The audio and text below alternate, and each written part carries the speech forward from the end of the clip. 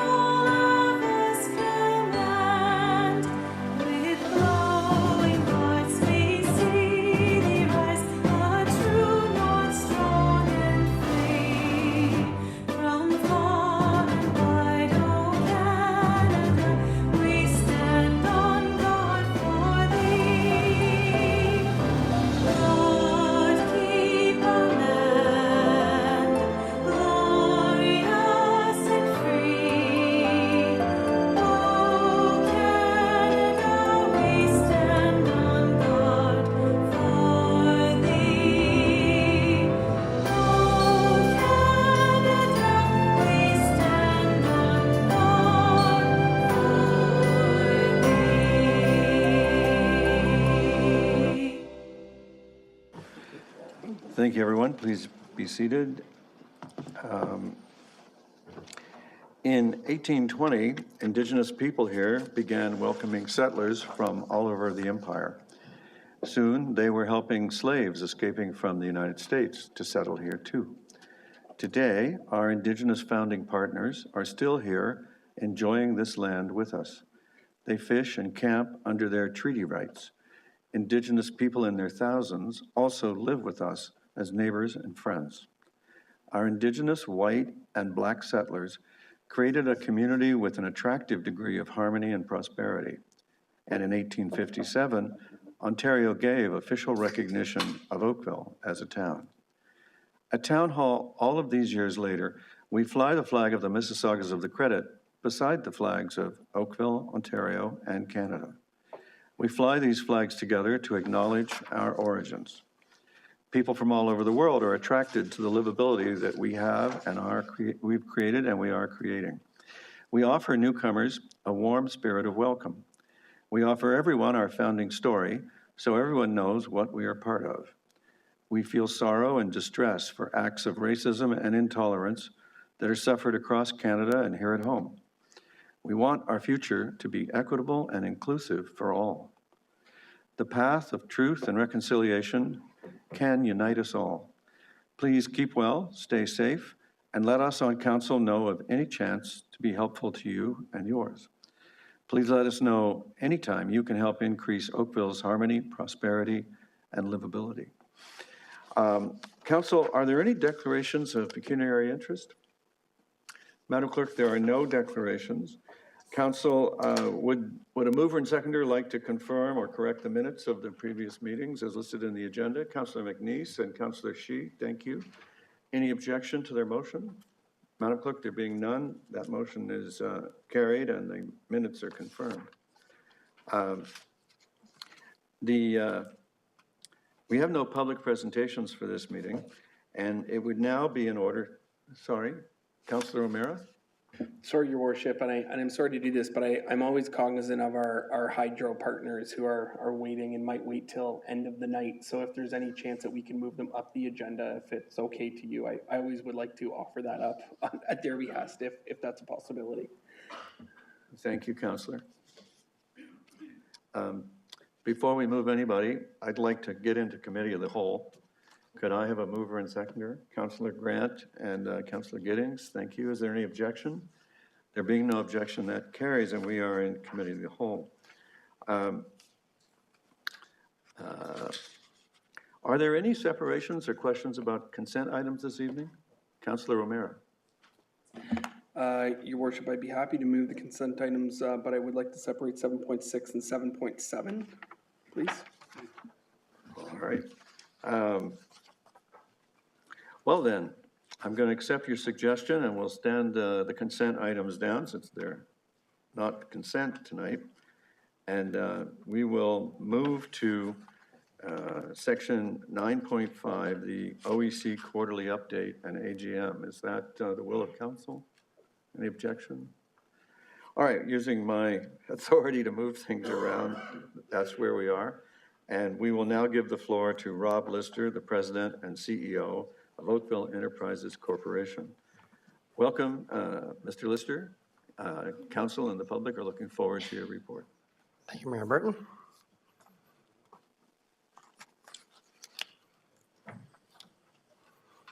Great, well, thank you very much for moving us up in the agenda. Really appreciate that. So good evening, Mayor Burton, councillors. Very happy to be here tonight to provide an update from OEC and some information on the highlights of 2022 and our financial performance in 2022. Today with me, I have Scott Moody, who is the EVP and Chief Energy Transformation Officer. I have Laura Wilson, who is our Chief Financial Officer, and Mary Caputi, who's our EVP, Chief of Staff, and Corporate Development. And online, I believe also is Mr. Brennan, our Chair of OEC. So evening, maybe there we go. I will present the proposed directors for the OEC board and the Oakville Hydro board. Then I'll speak to OEC's exciting growth and share some of the highlights from 2022. And then I will turn it over to Laura Wilson, our CFO, to talk about the 2022 financial highlights. So this slide has the proposed slate of board of directors for the OEC board and the Oakville Hydro board. And so from left to right, we have Mayor Burton, Jane Clohessy, Jane Allen, David Brennan, Siobhan Byron, Lucy Casasilla, Helen Palmer, Ian Cockwell, Patrick Crowley, Paul Pastrick, Harold Holloway, Cheryl Watson, and Timothy Smith. So our organization has continued to perform well in 2022. We continue to grow and expand nationally with now over 2,500 employees delivering projects coast to coast, from design and engineering to construction and field services. In August, we announced our new partnership with Enbridge and their investment in OEC. And as we work to build and drive inclusion, most recently, we advanced our Indigenous initiatives through OEC's commitment to the Canadian Council of Aboriginal Businesses Progressive Aboriginal Relations Program, also known as PAR. We continue to drive our business forward and support critical infrastructure initiatives and innovation for our customers. An example which I have given to present to council before is a tool in its groundbreaking ability to connect every municipality into a single platform, creating a significant efficiency for the province. This is one example of PlanView's One Window, a leading edge location intelligence tool that streamlines municipal consent and the right-of-way permitting in a single application. We've also received recognition with significant industry awards. Oakville Hydro was recognized with the Local Distribution Company Performance Excellence Award from the Electricity Distributors Association. And Oakville Hydro achieved the Sustainable Electricity Leader brand established by Electricity Canada, based primarily on the ISO 26000 guidance on social responsibility.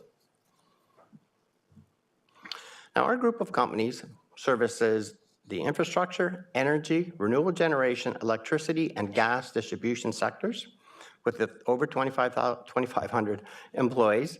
Insightful and reliable energy and infrastructure solutions are provided to our clients across Canada.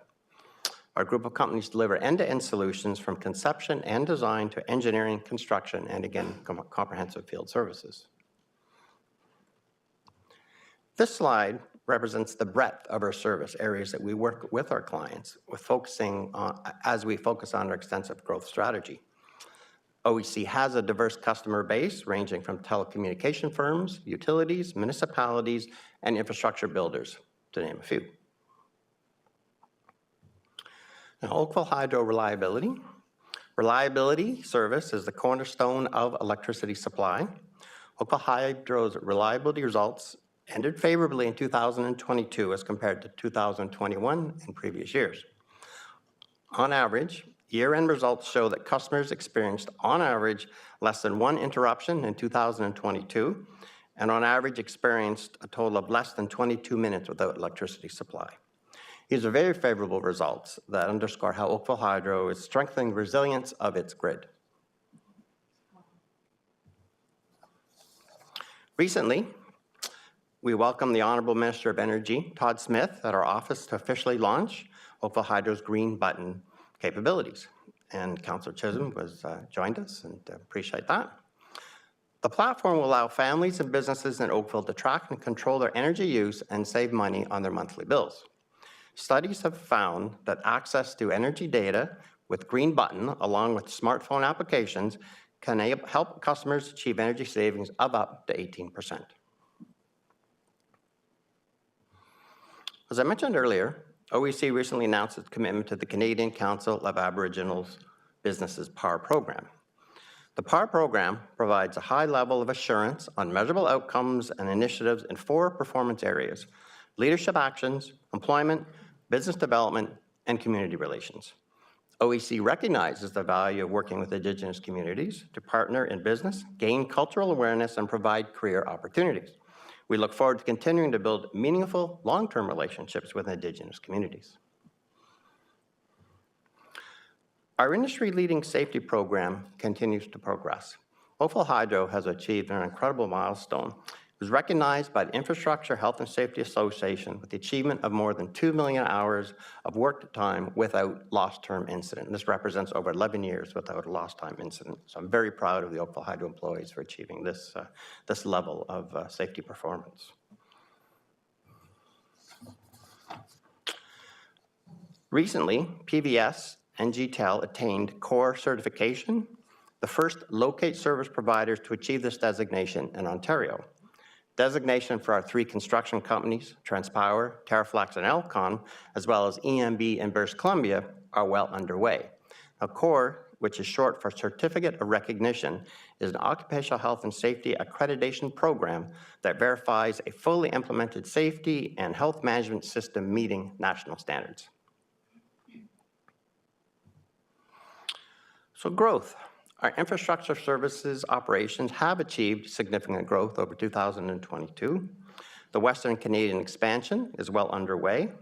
A recent employee recruitment program in Ontario and Alberta, including radio, social media, and website advertising, virtual job fairs, and more, resulted in excellent results. We also have mobile advertising through RAPs that has been launched for both GTEL and PBS trucks to promote that we're hiring. So to date, we've hired over 200 new staff for the spring construction season, and there should be the PBS vehicle traveling around Oakville, so keep your eyes open for that. So as it relates to growth, in a few minutes, Laura will share our projections for significant dividend growth in the coming years.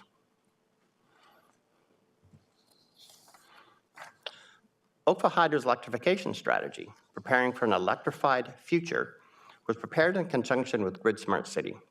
Grid Smart City is a consortium of 13 local distribution companies. The Grid Smart City members cumulatively manage almost $3 billion in assets and serve almost 800,000 customers across 40 communities in Ontario. The development of the electrification strategy considered climate change policy, greenhouse gas reductions, and regulatory frameworks, future scenarios of decarbonization of transportation, building heating, and a net zero economy, and the impacts of electrification on the energy bulk system and local distribution networks. 4 strategies are outlined for the electrification success. There's system planning, grid operations, design practices, and innovation technology. The government is focused on balancing high levels of reliability and affordable rates while meeting net zero targets and greening the economy. Accelerating the decarbonization of transportation, heating, cooling, and electricity generation will require an increase of 2 to 3 times the current generation capacity in Ontario, and will create an opportunity to deploy large amounts of capital, require tens of thousands of new workers, and the adoption of new technologies not yet invented. Electrification will offer unprecedented opportunities and challenges for the sector, and these strategies will prepare Oakville Hydro and its customers for an electrified future. So at this point, I will ask Laura to come forward and speak to our 2022 financial results.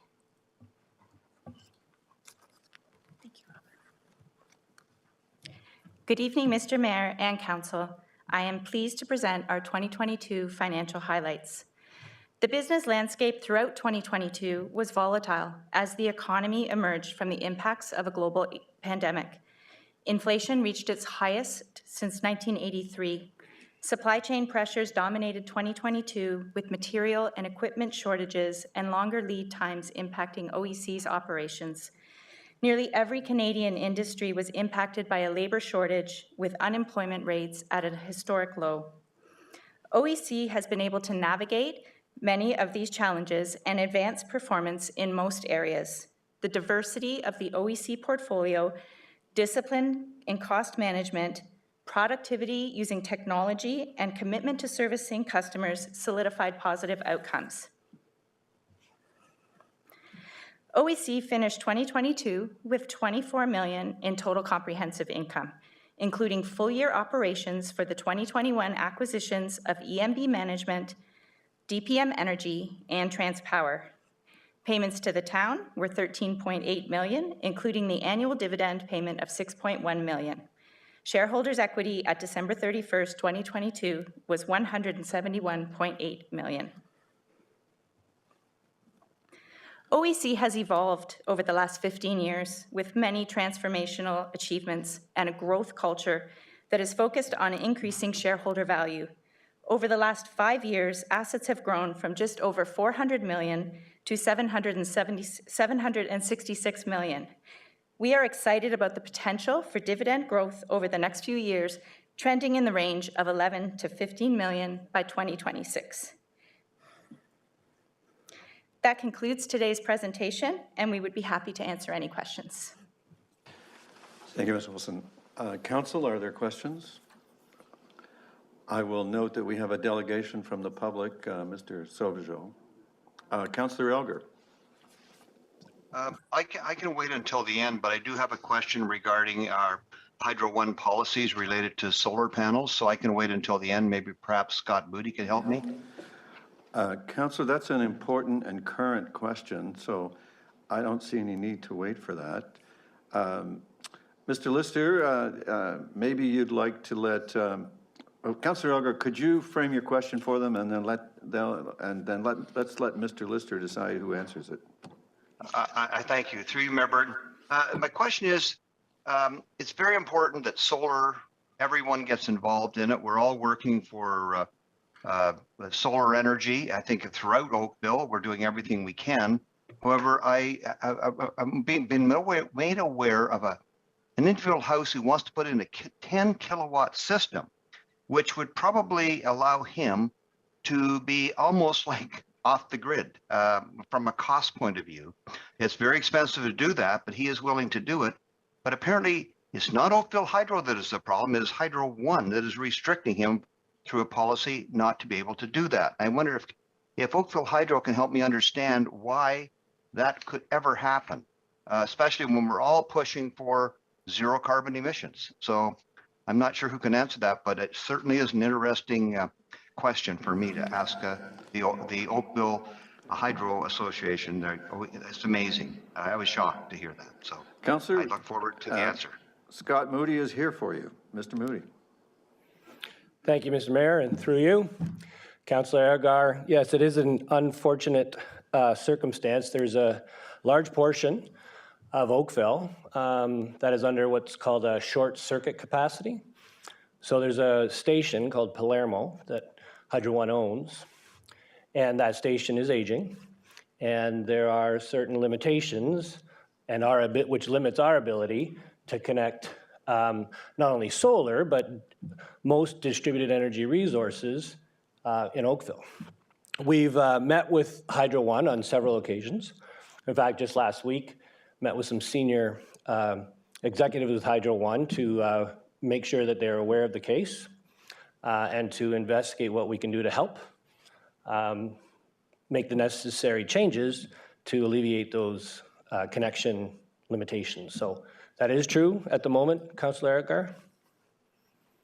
So this has been going on for 8 years, I understand. And what can we do to get to the province to correct this problem? Like 8 years seems like a long time for people that are trying to become energy efficient in Ontario, and especially Oakville. And what can we do?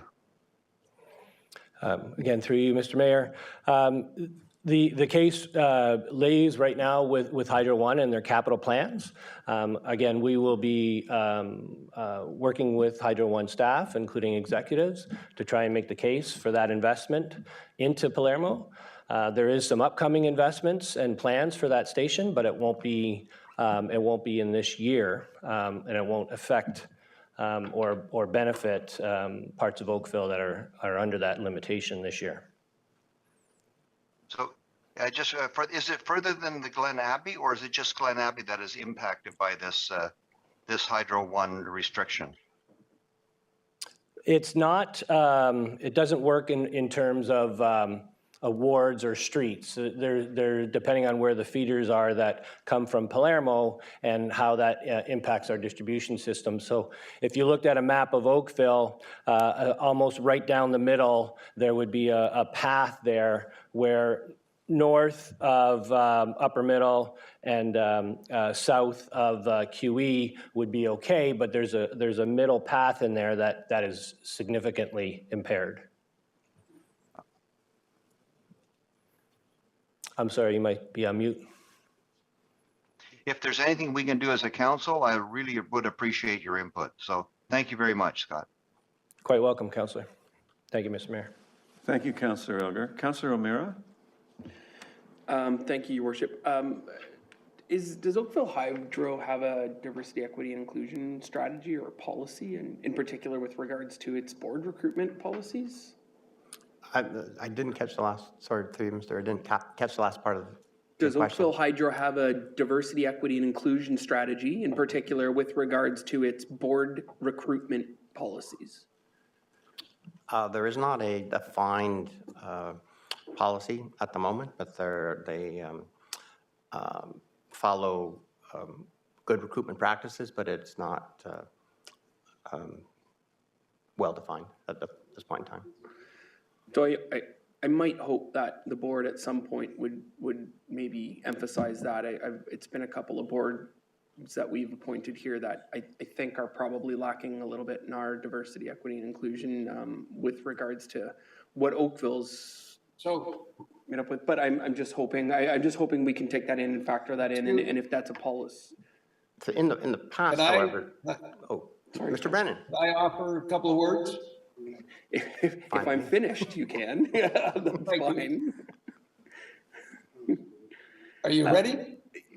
Please, fire away, Mr. Brennan. Okay, yes. So to your point, Sean, Councillor McMeer, we recently retained a search consultant, a Lakeshore Capital, an Oakville business, Mandeep Gruel, to do a search in Oakville. As you know, we focus on Oakville and to look for qualified senior executives. And part of the mandate we gave him was to look for diversity, gender and otherwise diversity. And he came back with a group of people, and we did have ethnic and gender diversity in it. And so that as Rob says, we don't have a formal policy, but we are actively trying to find more diverse candidates. And the last effort was with this search consultant. And and our limitations are right now we're focused on Oakville residents, and we're doing the best we can, but it's diversity that's qualified for the work and to fit our skills matrix. So appreciate your question. We're working on it, and you're seeing the results as we move forward. Thank you very much, Chair Brennan, and that's all I was hoping for. That's fantastic. I appreciate it's on the radar. Thank you. Thank you. Yeah. Thank you, Councillor. Council, we've gotten off track from hearing the public delegation potentially I'm just reminding you of that. I see nothing wrong with waiting the delegate until every member has had their questions. Councillor Grant, you're next. Thank you, through you, Mr. Chair. I'm actually very happy that Councillor Elgar brought up that issue earlier. We had a similar issue in our ward where a gentleman was renovating his house, wanted to put, well, I sent you the email over this, but yeah, and it was explained to me that the Hydro One station is too old and can't handle the download. But I'm wondering, given that we are in these types of meetings quarterly, can we get quarterly updates about what's going on with Palermo at least and figure out at what time all these people, and it seems to be, looking at the red swath that goes across that area, it seems to be a lot of older homes, and you've got people moving in, you know, younger families, renovating, wanting to save money, and it'd be nice to know when we can give them assurances that if they are looking to upgrade their electrical systems to some form of solar, that they can do that. So thank you to Councillor Elgar for that, and hopefully we can include that as part of our quarterly meetings, and hopefully it'll happen sooner than in the next quarter, but we'll see. Thank you, Mr. Mayor. Thank you, Councillor Grant. Councillor Longo. Thank you, Your Worship. I'll be quick, and it's a comment, not a question. But just, Mr. Lister, just to you and the OEC team, congratulations on the 2 million hours worked without a lost time incident. That's quite significant, and it shows a culture of safety. So congratulations on that, because that's an amazing milestone. Thank you. On behalf of all of council, I will thank you for the projection of healthy increases in the annual dividend. Those dividends are among the resources that council is looking to support our downtown cultural hub plans. So it's no small matter. All right, Mr. Lister, we thank you for your information, and we will now release you, and I'd like you to stand by while we hear from our delegation, Mr. Pierre Sauvageau. Thank you. Thanks very much. Welcome, Mr. Sauvageau. Council looks forward to your information. Yes, good evening, everyone. I just had a few questions in regards to the consolidated financial statements in Appendix A. Reference to page 60, but it's page 55 in the financial statements, Appendix A. Regards to operating expenses, just curiosity as to why the cost of vehicles increased, actually almost doubled the cost. I wonder if council can ask the question on my behalf to OEC. Secondly, in regards to air and travel, there's like $2,505,000. I'm not too sure what that relates to, all that travel and air time. And the third point is in regards to other. There's $6,378,000, and last year was only $713,000. I'm just wondering why there's such a large amount, and if possible, that staff can elaborate on that amount, why it's so like over 6 million. And the next year is in regards to page 63 of the report, or 58 of the consolidated notes. Just wonder if as well can elaborate as to salaries, bonuses, and other short-term benefits. From 2021 to 2022, it went up by 1.2 million. I'm just wondering, is it because of new directors and new senior management in the various new companies which OEC purchased? Just possible if you could ask OEC in regard to those items. And that's it from me. Thank you very much, Mr. Sauvageau, for your questions. We'll stand you down and we'll call back Oakville Enterprises.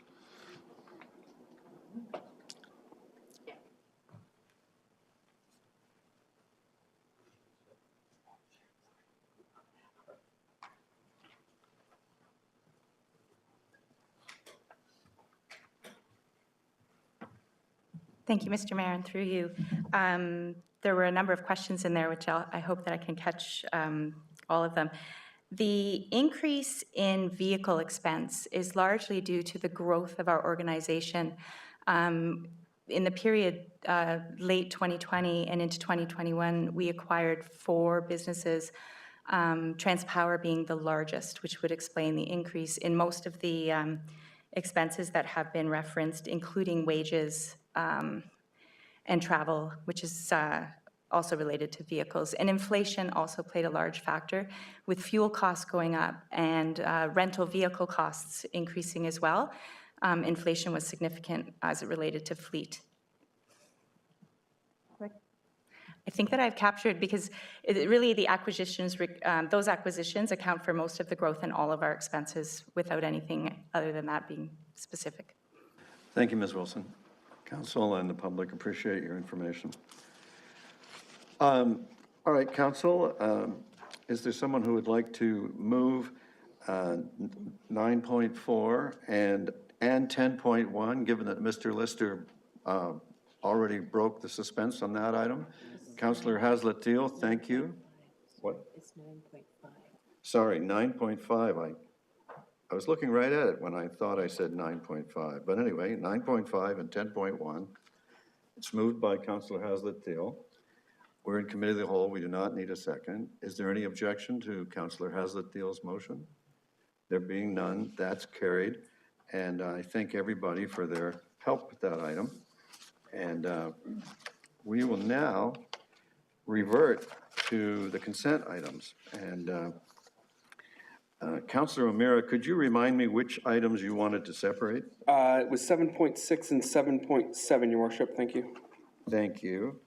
And can I get a motion for the balance of the consent items? Councillor Chisholm, thank you. Councillor O'Meara already moved I didn't hear the motion. initially. Sorry. All right. Councillor O'Meara, thank you for the motion I didn't hear, along with the numbers. And Councillor Chisholm, I thank you for your spirit of cooperation. I'm going to put the vote on the consent items that are not separated. Is there any objection to the unseparated consent items? Madam Clerk, there being none, they're carried on Councillor O'Meara's motion. Councillor O'Meara, 7.6. Thank you, Your Worship. So I've read in here about sort of all the reserves that we have on and the number of issues. Appendix E has the reserves that we have on cash and lieu, bonusing, et cetera, for 2022. Do we have any information on what reserves we have, or what bonusing and money is left in bonusing on previous years, or just that's outstanding in general, not just on 2022? Through you, Mayor Burton, we do report annually on this, so we can provide you with that information. Okay, yeah, I would appreciate that. And I guess to go along with that question is, nothing seems to be getting cheaper the longer we wait. So I'm wondering if there is a bit of a motivation to look at what we've got left with regards to bonusing and find programs now to start to spend that money, so it's not just sitting in account waiting for some budget deliberation one day. I'm wondering if is that a budget request perhaps, or maybe, Commissioner, you might be best to figure out how we motivate that money to get spent? Through you, Mayor Burton, we will take that into consideration as we're developing our plans going forward. Perfect. Thank you so much for that. Your Worship, do you want me to just go right into 7.7, or would you like me to? I would be delighted if you would dispatch 7.7. At the appropriate time, I have a question on 7.6. Yeah. Well then, Yeah. line up 7.6. and start your questions. Councillor Chisholm, I recognize you first, then Thank you. Councillor Elgar. Thank you, Worship. It just piqued my my interest with respect to the reserves, or in the development of money sitting in reserves. Do we have to go to the budget committee for recommendations to start using these monies for projects in our community? Or can we make a motion at council, or do we have to go through the budget committee? Just for clarity's sake. Through you, Mayor Burton, you can do in-year spending. However, the budget process is an excellent opportunity for you to look at the priorities overall across the entire town and then decide how it's best to assign those priorities. So you do have an option, but we traditionally use the budget process so that that prioritization discussion can occur. I guess the concern I have, and Councilor O'Meara's comments are well-founded with respect to speeding up some of these projects. When we have to go through what I believe the correct process through the Budget Committee, there is a long gap of time. And we know the money's it's the reserves. It's not like it's new budgeted money. I'd like to see that if we could do some quick turnarounds for some projects that we have on the books, instead of waiting for a whole year to look at into the Budget Committee and hopefully get approval for it, knowing full well the money is already in reserves. So I'm just saying if there's kind of a diamond lane or a fast lane to proceed rather than going through the budget process. Through you, Mayor Burton, we could actually perhaps report a little bit earlier on what is remaining in the bonusing, so you have a good understanding of what's there and available for projects. I would also add that as we put that budget together, we look at our resourcing abilities in order to make sure we have the resources in order to deliver on the budget plan. So we'd need to take that into consideration of any new projects we'd be adding. But we'll bring that report forward so you have a good idea of what funding is there and available. Thank you. Councillor Elgar? Thank you very much. Through you, Mayor Burton, to staff. I note that in 2022 was $2,567,000 that the taxpayers contributed to the exemptions, but I'm not worried about that so much as I am the Bill 23, which is additional statutory exemptions and discounts. And does staff have any idea what the impact could be on the taxpayers of Oakville based on being able to project what our 2023 numbers will be? I read in the report that we will get that information at a future annual report, but do we have any, like, I'm sure we must have some projections of what the impact could be, and I'd love to know what they are for the taxpayers to subsidize the development. Through you, Mayor Burton, we were asked to report back to council on a monthly basis on that, and we will be as part of the CAO update for this month. I can tell you that to April of this year, the phase-in has impacted us $1.4 million, and the DC 108, the Bill 108 rate freeze, $4.8 million. So you will be receiving that information on a monthly basis of the actual losses that we're seeing, and we will. Oh, pardon me. Part of it was done, but I'm just watching. You're working on the salad? Looks like we have some extra cross-traffic on the audio channel. Does IT have a handle on that? I removed them. Well, maybe let's be optimistic. Let's assume that problem's over, and let's go back to Ms. Sully for the rest of her answer. So we will be reporting on a monthly basis, as well as part of the budget forecast report that will be coming in July. We will provide additional information that we have up until this point in time. So, Nancy, thank you so much. So even though it was 2.6 million last year, already as of now, did I hear 1.4 million? And there was something else at 4.8 million. Like, can you just clarify? Because something happened in the feedback. Through you, Mayor Burton. So the amount that's reflected there for the exemptions, that's the amount we have to fund for things that are exempted from DCs. Now with Bill 23, we are tracking the impact.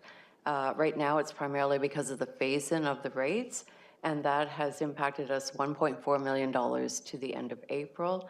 As well, Bill 108 provided a rate freeze. So the funds that we've lost on that because the rates were frozen at the time of the planning application is tracking at 4.8 million to date, life to date. So unless we are made whole, if I'm not incorrect, that means we, the taxpayers of Oakville, are going to be funding that shortfall, correct? We will be looking at that and how we go forward. Whether we have to phase things in, look at our service levels, or look for alternative funding sources, yes, it is a loss to us, though.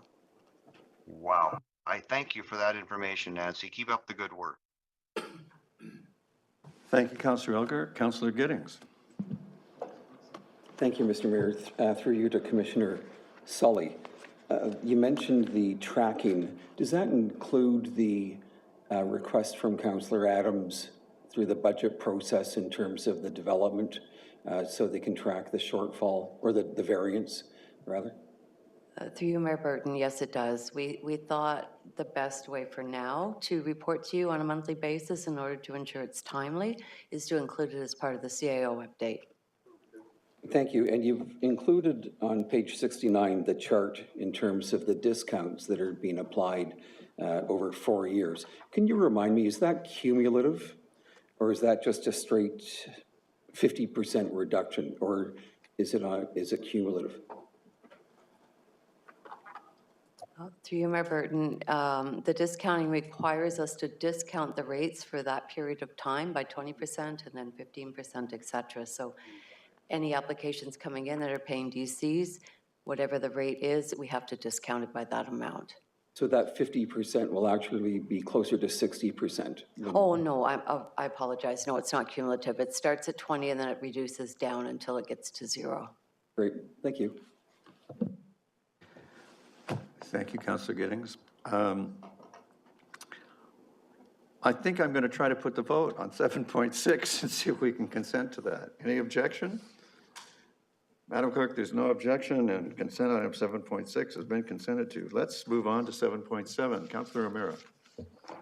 Thank you, Your Worship. To staff, just going over the site alteration bylaw, we've had ongoing discussions for a number of years about road cuts and about sideway cuts and sidewalk cuts and the interface with which that happens. We were developing a licensing system. We were developing a permitting system. I'm not sure what happened there. I don't see road cuts getting any better. In fact, I still see them the same. I see developers build quick, sell a house, leave it for the new owner, and the town ends up having to spend that. So are we looking at any sort of a licensing or security deposit for road cuts or anything to protect our municipal infrastructure and assets, and so that as new homes get infill homes get built on streets, that residents aren't left with unintentional speed bumps up and down their roads? Is there any way that we can look at that in this bylaw, or do we have something coming down the pipe? Through you, Mr. Burton, Mr. Mayor. So we have recently implemented a new road cut process. The road cut process is not part of the site alteration bylaw provisions. It is under the municipal right-of-way bylaw. And that new process, the change for that is originally we had the homeowners of the infill developments being the applicant of those permits and providing the securities for that permit. We find that the responsibility should lie with the contractor who's doing the actual work. So the change in the process is that we have the applicant being the contractor now, and they will be the ones that are providing the securities and closing out the permit properly and have that inspection passed before we release that securities back to the contractor.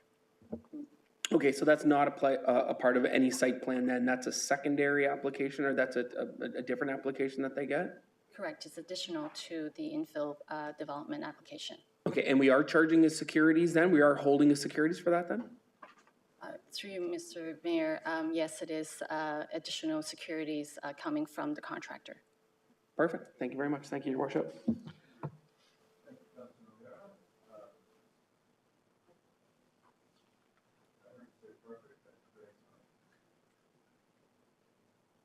I'm going to put the vote then. Is there any objection to Councillor O'Meara's motion to consent item 7.7? Madam Clerk, there's no objection, so that we are out of the consents. And that brings us to our several discussion items tonight. And we're going to start with the 2022 Audit Findings Report. And if you give your attention to Jade Surgener, the Manager of Accounting, we will begin. Good evening, Mayor Burton and members of council. So I'm here to speak to both 9.1 and 9.2 on the agenda. And so 9.1 is the receipt of the audit findings report prepared by KPMG, our external auditors. And 9.2 is to approve the work that KPMG audited. So the 2022 consolidated financial statements for the town as well as the trust. And so with these two agenda items really going hand in hand, with the approval of Mayor Burton, I'd like to start with a few words on the financial statements, then introduce our auditors to walk through the results of their audit findings report, and then I'd happily speak to any questions on the financial statements, so agenda 9.2 after the auditors. So in terms of the audit, the town is required to prepare annual financial statements which must be audited by an external audit firm and approved by council. These financial statements are consolidated, which means that they include the results of the business improvement area, the town itself, Oakville Public Library, Oakville Enterprises Corporation, and Oakville Municipal Development Corporation. And so although consolidated within the town results, these individual entities all produce their own financial statements, which are also audited and have been or will be approved by their respective boards. Another item to note is that as a municipality, these consolidated statements are prepared in accordance with public sector accounting standards. And the reason I highlight this is it's very different than what we're used to seeing for budget purposes. And so to assist council and other users of the financial statements, Appendix C is put together to reconcile the results of the operating surplus from a budget standpoint to what we include in the town's annual surplus on the financial statements. And so just to walk through one example of why we get some differences. So one example is the development charges and contributions from developers. So for budget purposes, we don't always budget the revenues associated with them, but for accounting purposes, we have contributed assets from subdivision developers, so that's approximately $137 million. And we also have revenues from capital projects that are not budgeted for operating purposes, but are included as revenues on the financial statement purposes. And so both audited statements and operating budgets have their unique and specific purposes. And financial statements are more on the compliance side and an attempt to have comparability between the municipalities, whereas the budget process is really focused on a cash basis and the tax levy required to operate the town's activities. And so at this time, I'll pass things along to KPMG to present on their audit findings report, which is items 9.1 on your agenda. And so joining us today are Carlos Alvarez and Matt Ciradelli. And so Carlos is the audit partner on the engagement and Matt Ciradelli, the audit senior manager. Good evening, Your Worship and members of council. Matt and I are pleased to present the audit findings for 2022. There are a few slides that we will make specific note of to you. There are a couple items that we think are significant and material to bring forward to your attention. For those who are following along in their package, we can begin on page 180, which is the audit highlight slide. Overall, I can confirm to all of you that we are substantially complete. There are a few procedures that remain, all of which are very customary to where we are in the audit process. In terms of how we executed the audit, there were no significant changes compared to the original audit plan. No surprises in terms of the procedures that we performed. Two, I would say, notable events. One is the transaction with OEC on the dilution of your percentage ownership from 100% down to 90%. That would be an individually significant transaction that has been fully recognized in your financial statements. I would like to add that additional disclosures have been added to your financial statements that describe that event. and certainly disclosures form an important part of your financial statements.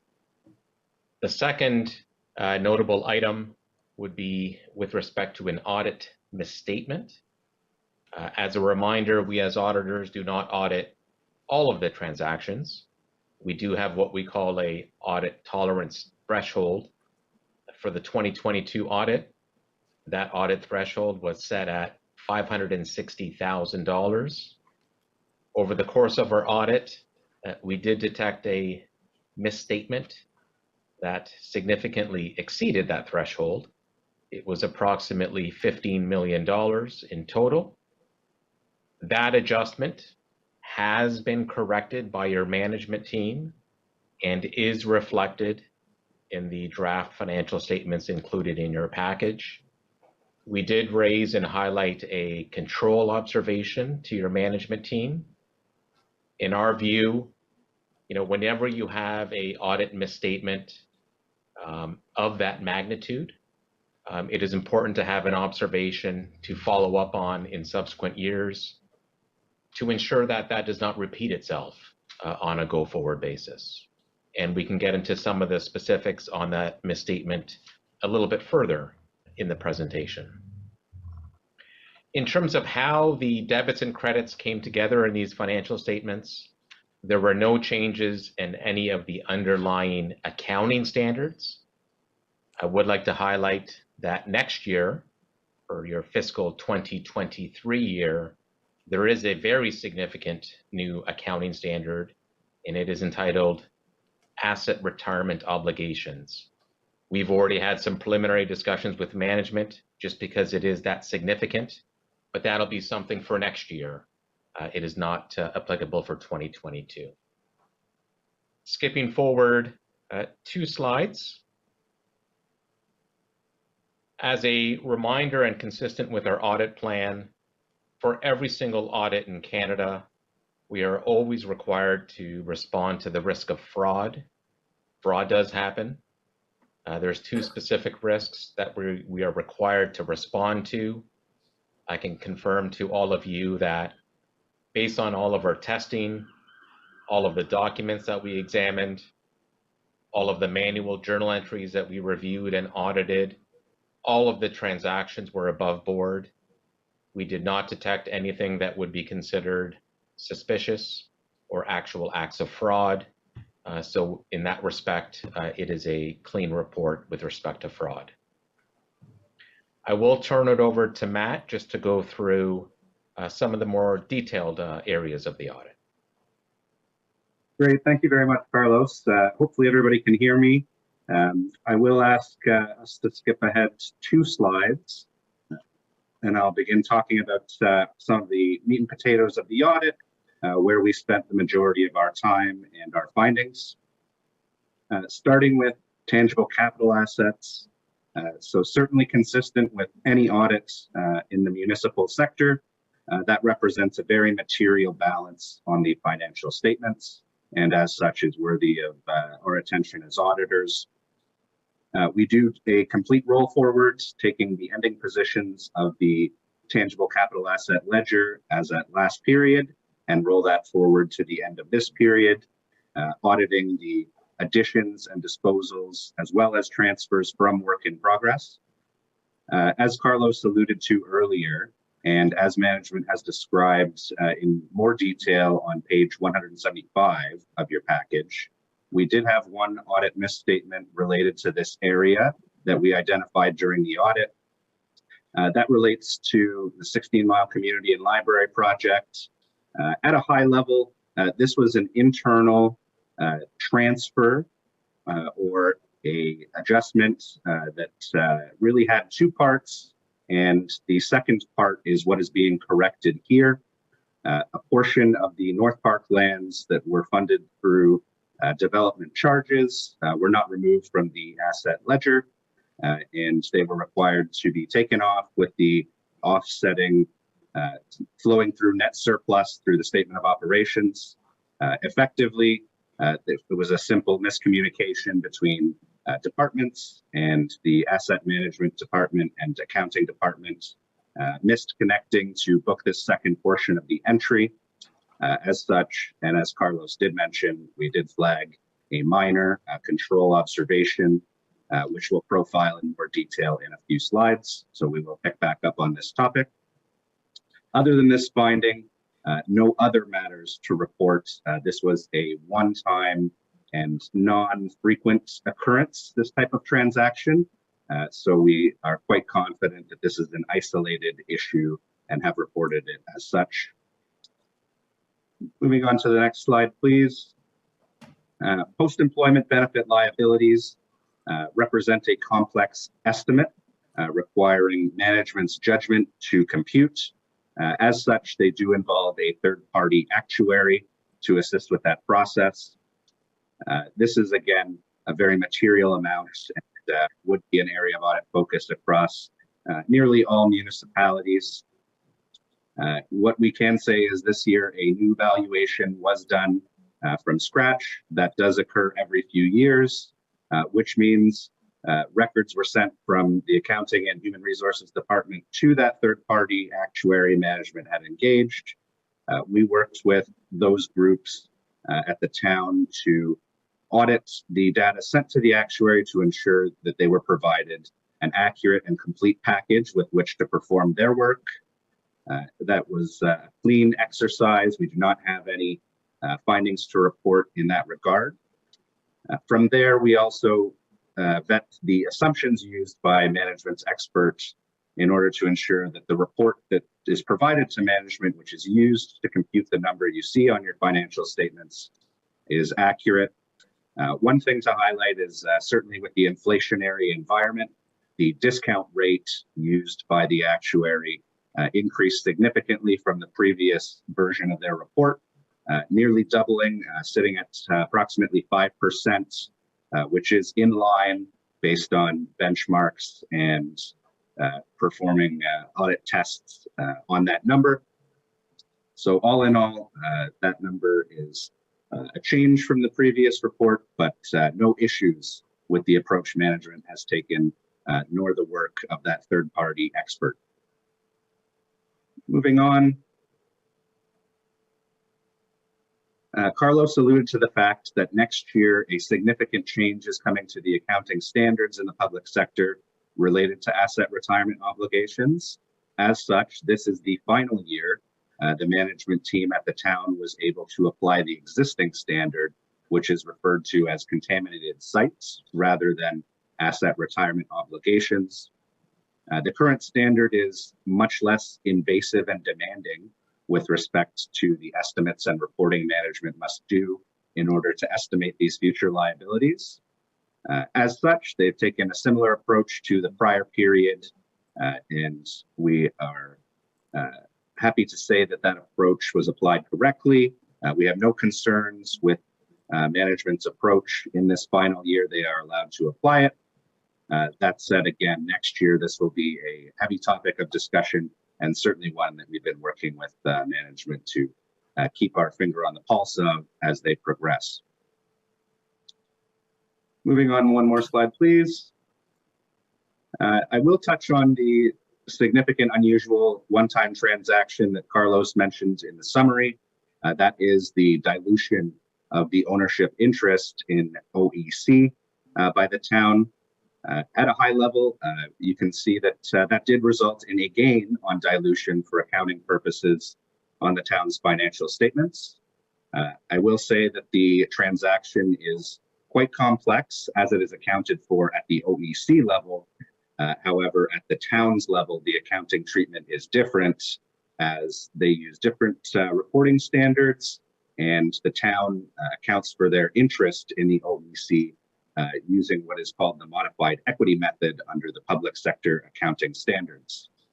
Effectively, what this means is there was a one-time adjustment that took effect as of the effective date of that share transaction.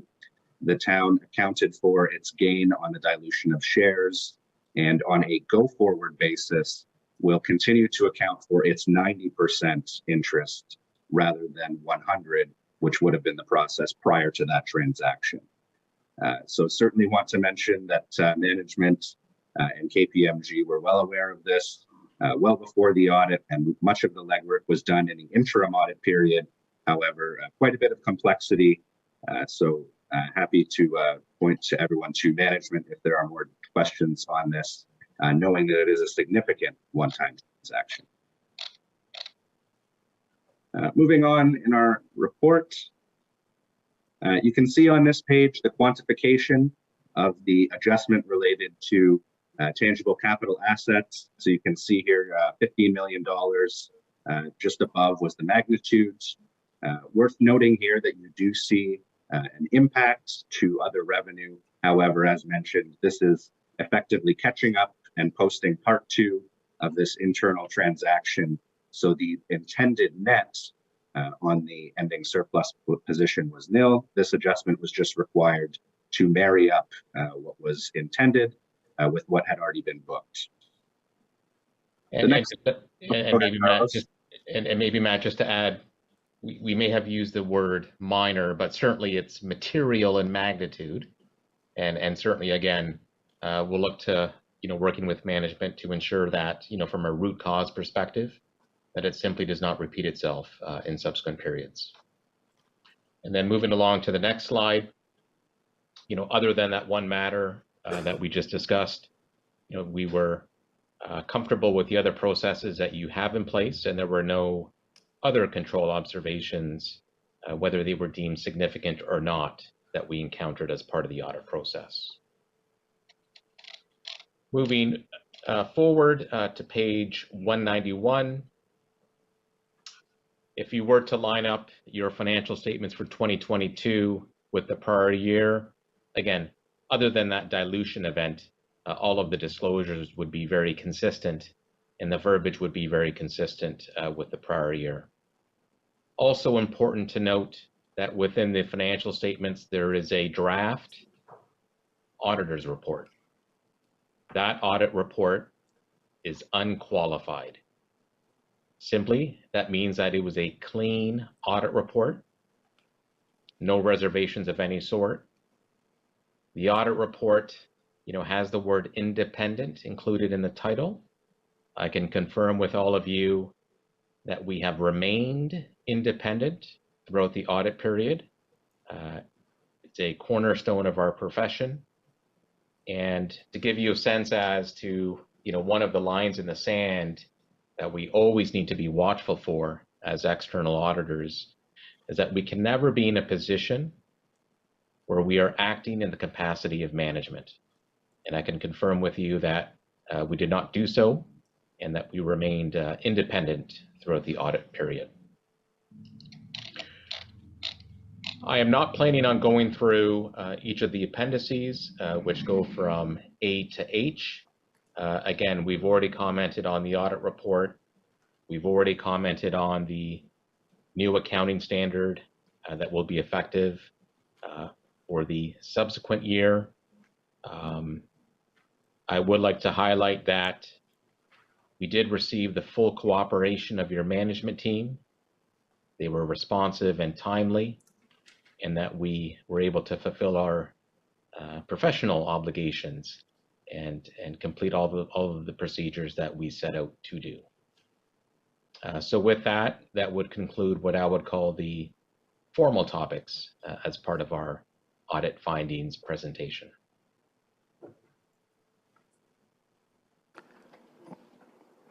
All right, thank you. Maybe you would like to clarify that one little point that you started. You have a draft opinion, and it becomes a final opinion upon a key event here tonight. Maybe not every member of council is familiar with financial statements. Certainly, through you, Your Worship, under the Canadian auditing standards, financial statements are held in draft until they are approved by the governance body that manages the organization. And in this case, that would be council. So once council approves a set of financial statements, only then can they go final after that occurs. And your audit opinion. So thank you very much for that. Ms. Surgener, are you done as well? I'd be happy to answer any questions. Well, let's that- find out how many questions we've got. We also have a delegation on the financial statements. Council, would you like to hear the delegation while you think of questions, or do you have questions now? Madam Clerk, would you call the registered delegation, Mr. Pierre Saugeot? Pierre?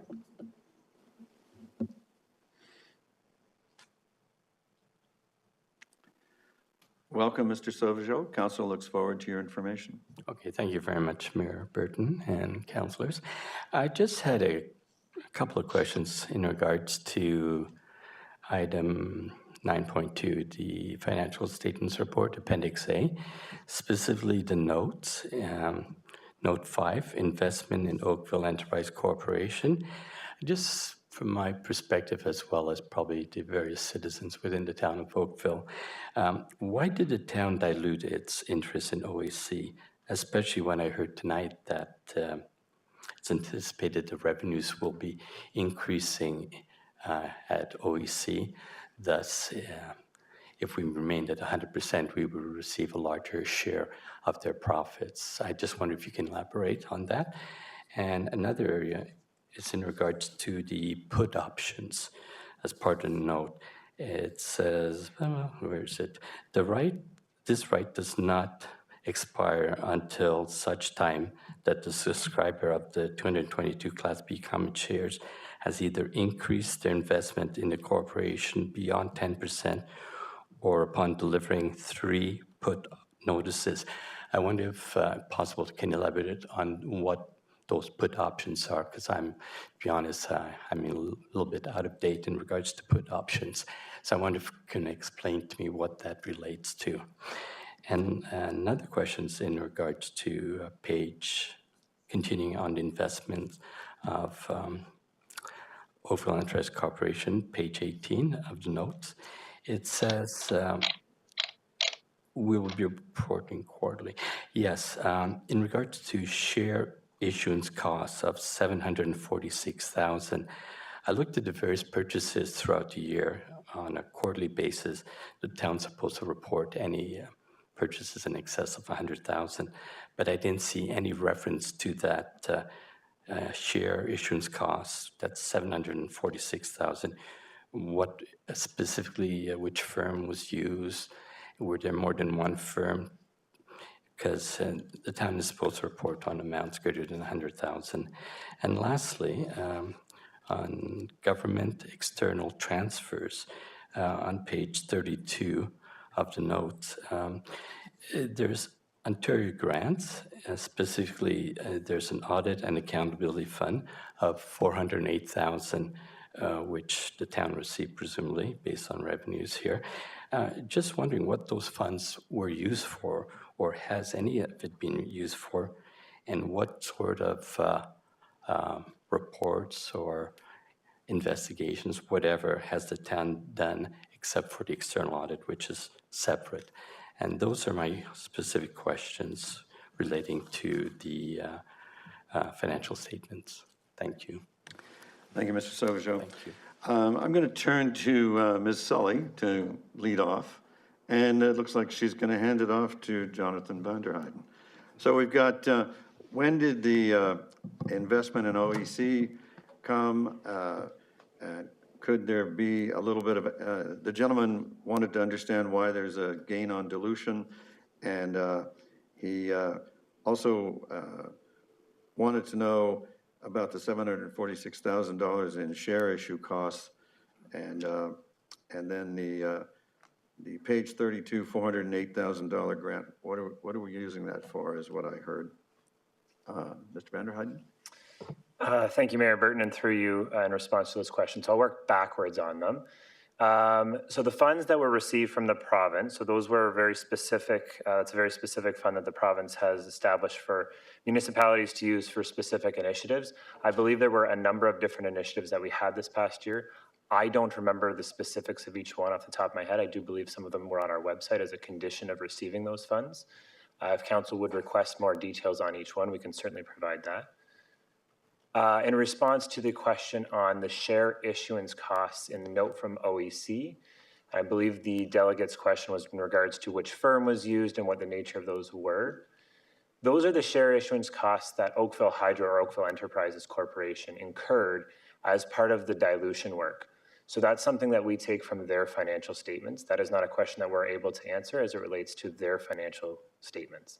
I don't believe they're here anymore to help answer that question, but should council want that, we could reach out to them to help answer that question.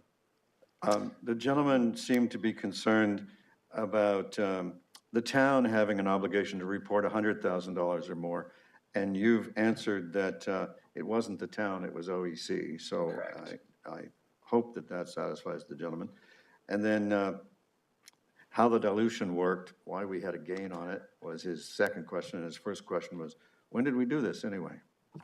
So this was through you, Mayor Burton.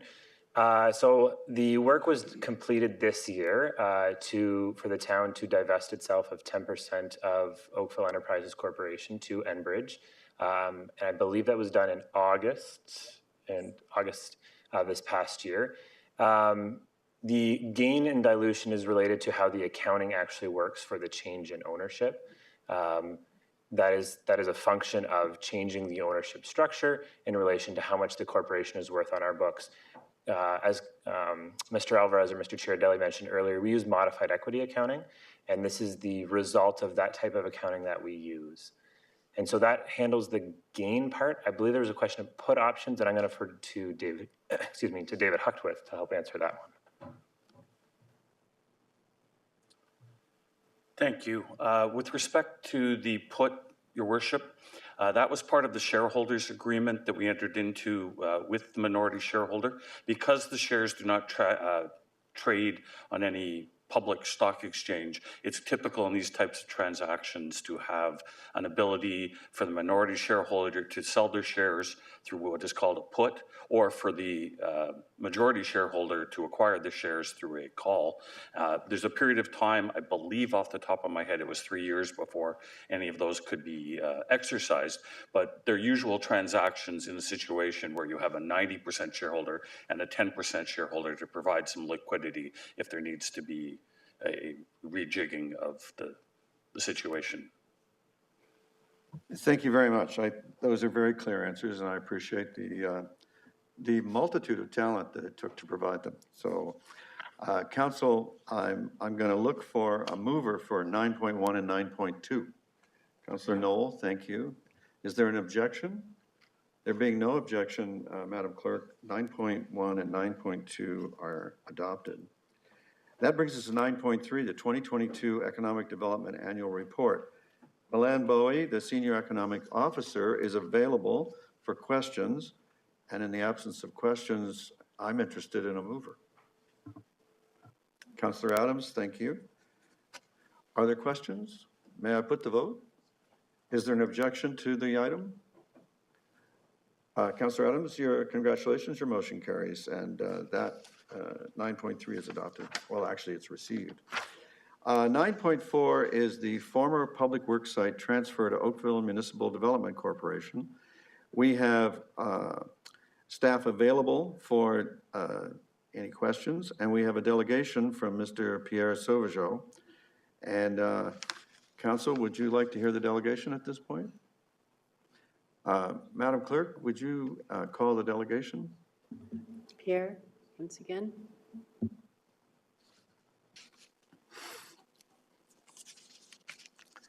Thank Welcome, you, sir.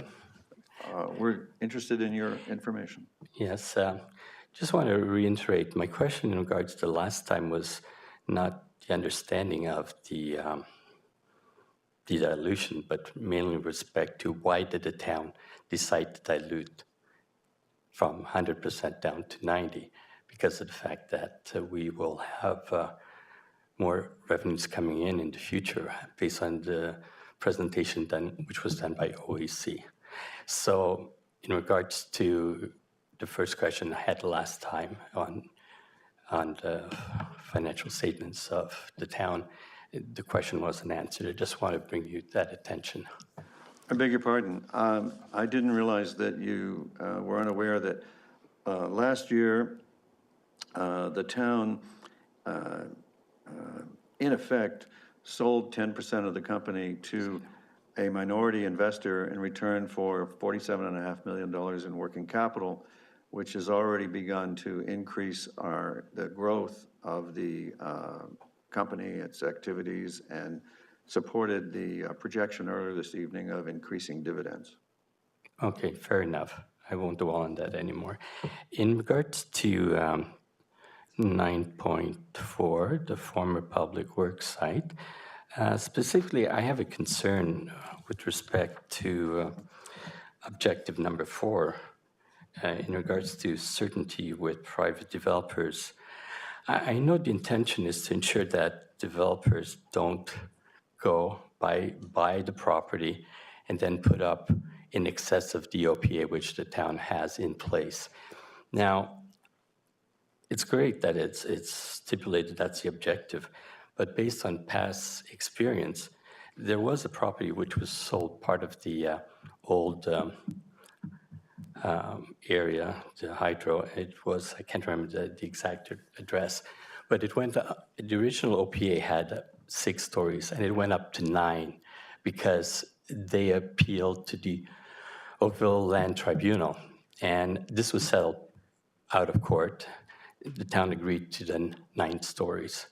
So I'm afraid that in future sales, which will happen with respect to that former public works land, that the developer will go to the Ontario Land Tribunal and then bump up the number of stories. And there's no way the town can do anything about it, preventing them to going to the Ontario Land Tribunal. Now, my suggestion would be, as part of any purchase and sale agreement with the developers, if the developer were to go to the Ontario Land Tribunal and they win the case, because it's likely they can, because we want more units of whatever housing, then the developer will be required to provide the town a penalty because they went to the Ontario Land Tribunal. That penalty can be either 50% of whatever profit. As it stands right now, there's no specific clause that I'm aware of that the town will put within the purchase and sale agreement through the Oakville Municipal Development Corporation. So it's a real concern because I've seen it happen in the past and I don't want it to happen again. Is that it, Mr. Sutherland? Yes, it is, Mayor Burton. Thank you very much. Okay. Madam CAO, would you like to explain the difference between then and this? And would you also like to perhaps read the rest of that note to flesh it out so that we understand that what you intend there? Certainly, Mayor Burton. There's a difference between the 2 examples that the delegate had spoken to. In this particular case on the public work sites, the MDC would be going through an official plan and a zoning process and a subdivision process in order to reflect the appropriate zoning on that site. It was not the case in the other example that he had referred to. And so what this objective does is ensures that whatever agreements that are built between the MDC and a future purchaser, that there is the opportunity for us to reverse the sale, for lack of a better term, if those official plan and zoning requirements are not followed through with the purchaser. And is it the case that we have, in other transactions in other parts of the town, successfully applied clauses to protect us from this danger? Yes, we have applied this clause in other cases, and we have been successful in protecting ourselves. Okay, thank you. We have a question from Councillor Elgar now. Thank you very much. Through you, Mayor Burton, to staff. I note in the key facts that establish the height limits for the property through an OPA, and once council approved the OPA, ensure that is not appealed. Now, I'm curious why we're going with height limits right now when it seems in Midtown everything is floor space index. And I wonder if staff can explain why they're not using floor space index in this area rather than a height, which was a huge concern not very long ago at a recent meeting. So can staff explain why we're not mentioning floor space index at all? and why all of a sudden we're back to height again? Thank you. Thank you, Councillor Elgar. Commissioner Garvey.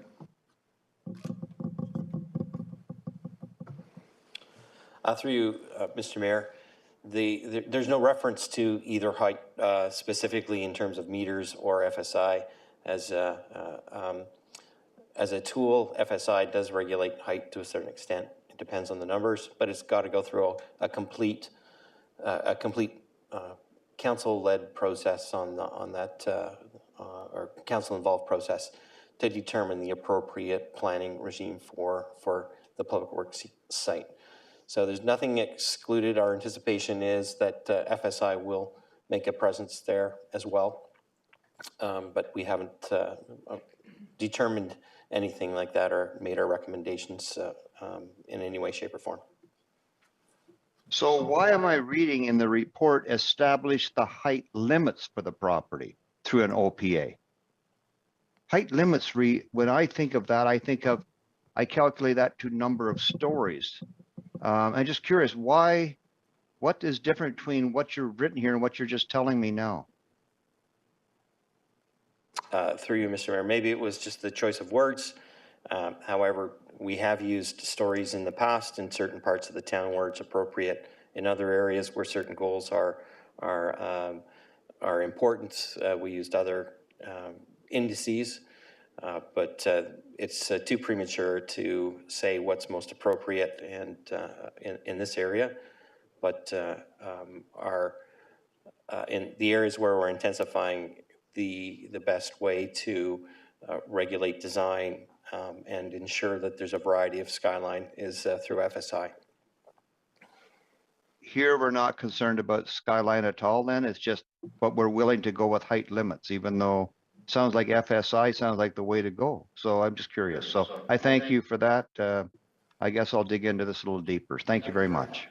Thank you, Councillor. Commissioner, could you just return to the point that you might have said too quickly, where I heard you say that FSI is another way of limiting height. Could you help us understand that there's more than one way to deal with height?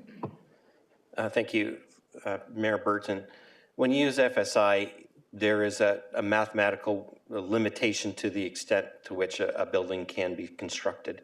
That's the way the math works. You can only go so far based on the multiple factor of your land area. So it's not because you use an FSI doesn't mean height is unlimited. It's only it's regulated based on the mathematical formula relating the lot area to the building, the amount of building that's present. So there are instances where this is a very effective tool. That's what we're promoting in Midtown.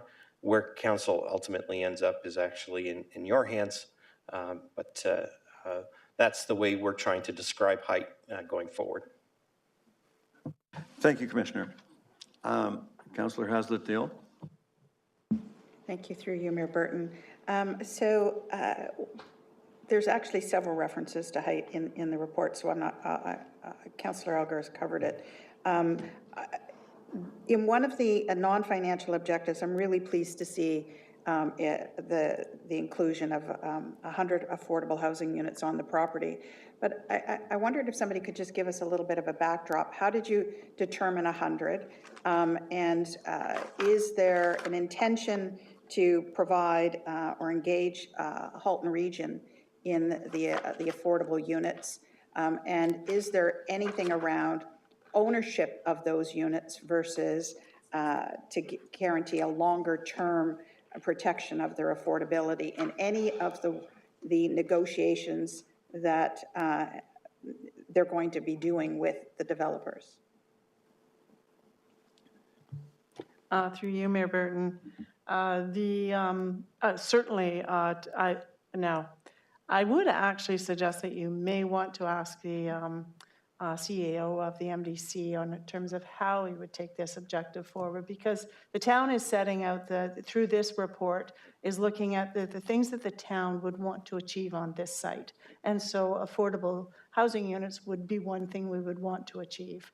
I would suspect that the region would certainly be involved. They have been involved in every time that we've looked at affordable units because they do deliver them and they're a good mechanism to do it. So I would imagine that that would be one of the first places actually to go to see how it could deliver affordable units. The report itself doesn't go into the long-term ownership. It just looks at providing that base of affordable units. If council wanted to look at any other provisions that they would ask the MDC to consider as they move forward, that may be a suggestion in terms of ensuring the long-term ability for those units to be affordable. So I see Mr. Maneri is here now. Can I just turn and can we ask now? Councillor, Mr. Maneri is available to answer your questions.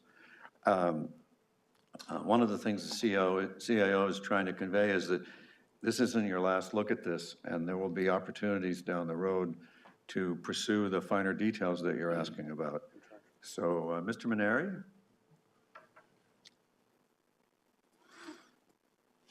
Mr. Mayor, through you, the CEO has answered practically 95% of what I would have said.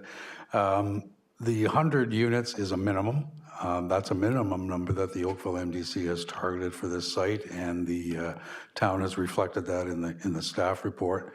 As far as ownership is concerned, we're hoping that we will see a good mix of fee simple ownership, rentals, any other kind of relationships that we can identify. It's all about the negotiation process as we get to the development stage, but I can assure you that affordable housing at a minimum of 100 units is going to be front and center, and if it can be more than 100 units, it will be. So thank you for that. It's just the language doesn't say minimum of 100. Just to point that out. And then my other part of my question was just how did the number 100 even get selected as that objective? My understanding and recollection is that based on the 2018 master plan, it was equated to around 10% of the number of units that were available. I'm assuming that is the same basis for the number now. Okay. So thank you for that additional information. It's helpful. To me, I think it's important to say minimum.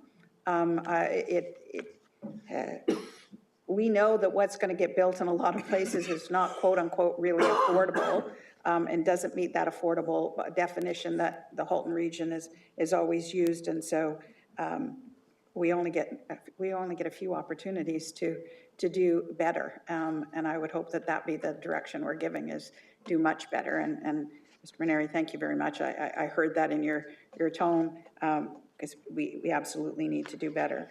I guess the only piece that I would ask for just a little bit more clarity on is, so at what point will FSI or height or the number of units be determined?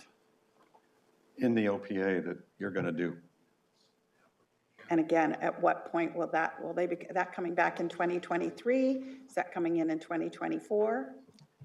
So the next step, through you, Mayor Burton, the next steps of proceeding forward is once the MDC has this direction from council in terms of the objectives to be achieved, then they'll be looking at finalizing an application for an official plan amendment, a zoning bylaw, and a subdivision, which then they'll submit to the town. It'll go through that process, and you'll see it at that point in time for a public meeting and a final decision. So how the density, I'll say, is treated, whether it's an FSI or a height, will all be part of your deliberations in terms of that application that comes in.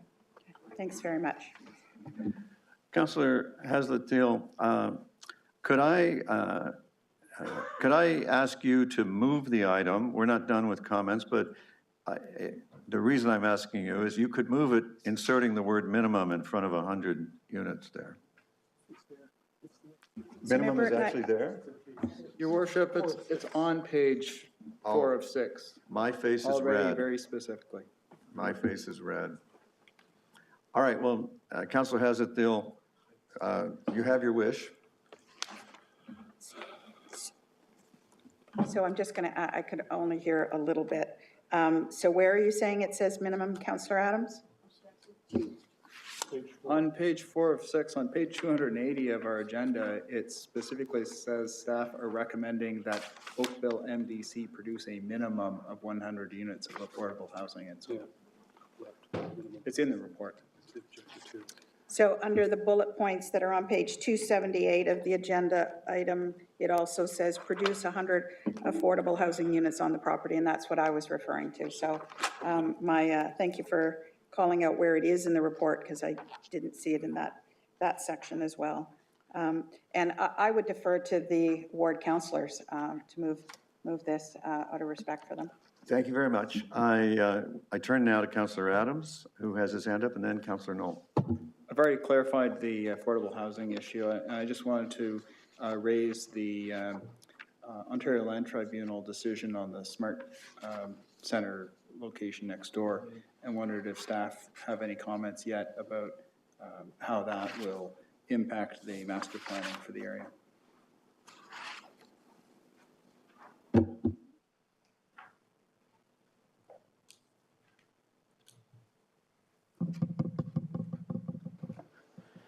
So there's an existing official plan through you, Mr. Mayor, that's in place currently.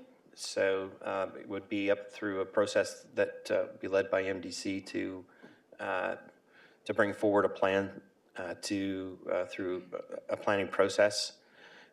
Certainly, the heights and the densities established through the Smart Centers application will be a consideration for council as they decide what's appropriate in the area. But the process would still remain that MDC, if it sees fit to require or need a change to the current official plan designations, then there would be a public process, and council would determine whether that's what's being proposed is appropriate for the land. All right, thank you. Councillor Knoll.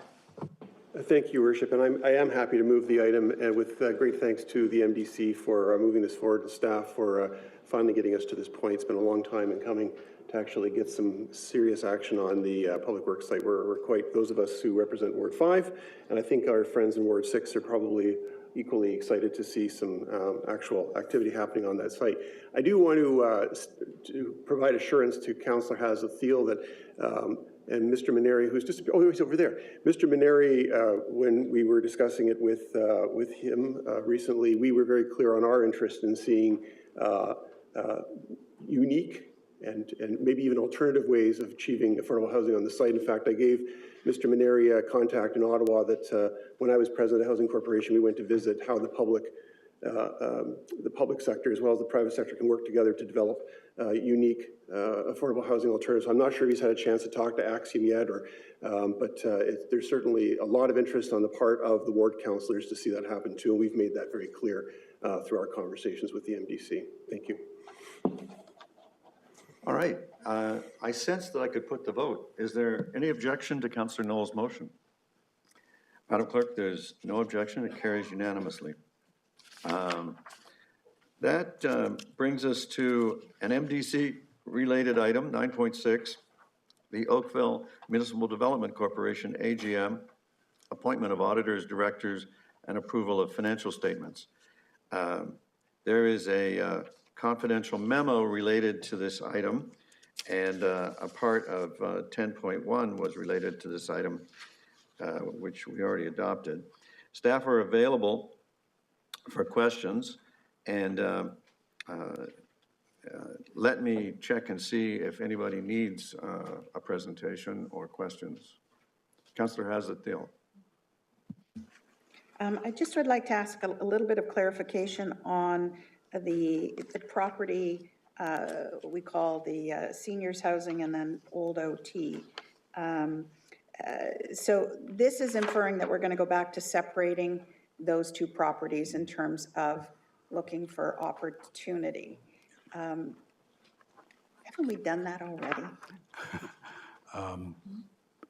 Actually, Mr. Mayor, you've tried both. You've tried together, you've tried apart. We're looking at options. Those two could be the very same options that come forward. But we need to obviously try to make it as attractive as possible, which may include things like making the footprint of the seniors facility much larger than we might have originally envisioned so that there could be more units constructed to increase profitability, and perhaps offering some incentives through the MDC, not the town, to repurpose the school building that perhaps aren't traditionally thought of at the municipal level, but are permissible at the Oakville MDC level. Thank you for just clarifying. Thank you, Councillor. Councillor, would you like to move the item? Thank you very much. Is there any objection to Councillor Hazlitt-Thiel's motion? There being none, Madam Clerk, that carries unanimously as well. Thank you, everybody.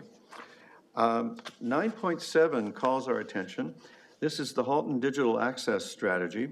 Staff are available for questions. It is a thorough and detailed report, and I believe we've all been involved in this as we've gone through a long procedure to get here. I think we all understand what this is for.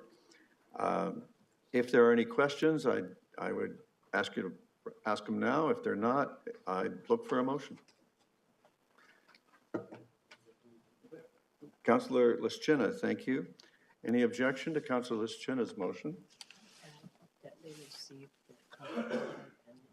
Yes, so Councillor Lischina, you're moving 9.7 and that the confidential appendix be attached as on the confidential agenda be received. Right. And there we go. All any against? None against, carried. Thank you, everybody. Now we have the procedure bylaw, and the motion was moved by Councillor Lischina and seconded by Councillor Knoll at the council meeting where we needed seconds. And it is my understanding that there's some interest on council that this, I'm going to call it Budget Council, have a chair elected annually rather than being chaired automatically by the mayor. And I would like to assist everybody in that regard by saying that I'm fine with that. And if that is council's pleasure, the clerk will bring back the bylaw appropriately worded. Are there any questions or discussion? Councillor O'Meara. Thank you, Your Worship. I actually have a number of questions to a lot of this here, and I guess I can just start going through piece by piece, but I just found a lot of this was sort of placed with council, and a lot of it has to do with council and council's meeting agenda and how council functions. And I have to be honest, I was a little surprised that I was never asked about, you know, how would you prefer to do these types of things rather than the report coming and just saying this is what we think you should do. So I have a problem on page 440 with the addition of the clause C to require cameras to be turned on during all meetings nonstop. Again, that's not what we do with the region, and which is fine. Many of us at home don't have private offices, and we have people walking through. We go to the washroom, we get up. I'm just wondering what, you know, do we have to watch people walking back and forth through our cameras per se? I would like a little clarification on what the nuance is with that one, and what the desire is, and why are we not like the region on that one, or what are other municipalities doing with regards to that at whole times?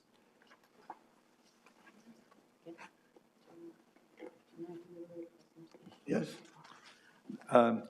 Councillor, our clerk is going to present a little bit of a show and tell, and she will take your questions. She'll answer your question. I would just stress that this is our opportunity to tell her that we like or don't like a feature, as you just did, I thought very convincingly. And I don't think there's no need to take offense at an opportunity to give opinion. So if I give our attention to Vicki Titanic, our town clerk, she will walk us through what she's proposed. So thank you very much, Mayor Burton. So I just wanted to give you a very brief overview of what's before you. just so you get the background and we can walk through it. So let me just see if I can, how do I go forward? Okay, yep. Okay, so the procedure bylaw is a requirement of the Municipal Act and is a set of rules and guides for our processes for council and all of our committees. It gives us the rules for how meetings are conducted, how decisions are made and recorded, and how participants can be involved in meetings, scheduling, and all of our notice requirements. It supports the governance process so that the public, council member, and staff understand how decisions are made and what to expect at meetings. So there are elements of the procedure bylaw that are legislatively required, and some that are based on best or common practices. Should we run into any procedural matter that's not covered by our bylaw, the Roberts Rules of Order would be our next reference point. The amendments that we brought forward tonight, or the suggested amendments, have been as a result of our collective notes that we make over time as we run into some gray areas that come up now and again, and little things that we notice that could be worded better. We've also consulted other procedure bylaws, and we've also consulted with the mayor. So moving forward, the report before you consists of 3 appendices. The first appendix is a table of the proposed changes, which we thought might help you just to see the comparison between what the current bylaw says and what we're proposing and why we are suggesting that change. Appendix B contains the current bylaw, and Appendix C is the draft of the new bylaw with the changes that we've suggested, but it's certainly not final, and we'll need to make changes to it depending on what directions you give to us tonight. For example, we have options for the budget committee or budget council. That all needs to be ironed out tonight. But I wanted to highlight some of the main changes that we put forward in the report. So just as the mayor mentioned earlier, that was the first recommendation that's in your report, and it deals with the deferred motion that came out of the April council meeting that we'll need to deal with first tonight. Once council deals with this deferred motion regarding the size and composition of the budget committee, we can take that forward to include in the next version of the bylaw. So we've included other options that would achieve that same thing. There's a budget committee membership that would include all members of council. We could keep it as a standing committee. We could also keep it, suggest that it be a committee of the whole that deals with budget matters. And also there's another option in the report that includes a motion that had been brought up at the April meeting just to change the membership from 5 to 8 members. So that's also something to consider, but you still have to consider the deferred motion first regarding budget committee size and composition as a membership of all council members. So that option needs to be considered first. We have, that's just the second recommendation, so that I wanted you to understand that we just want you to see that we've got suggestions in front of you, make sure that we're on the right track, but we're certainly open to taking whatever other changes you'd like to see in the bylaw. And that's what I've been just speaking to about the budget options. So you have budget council, committee of the whole, a budget committee, or you can stay with status quo. We've added a workshop council. So this is just sort of mimicking what you have at the region right now. It's an informal type of council meeting that would better facilitate workshops. It's it gives a little bit more flexibility in terms of where you can have your workshops, quorum rules, and a little bit of rules about who can delegate at a workshop. We've also added in the electronic participation section. It's not really anything new, it's just a cleanup of the old bylaw because when COVID hit, we had to make a couple of amendments to our bylaw on the fly, sort of, almost.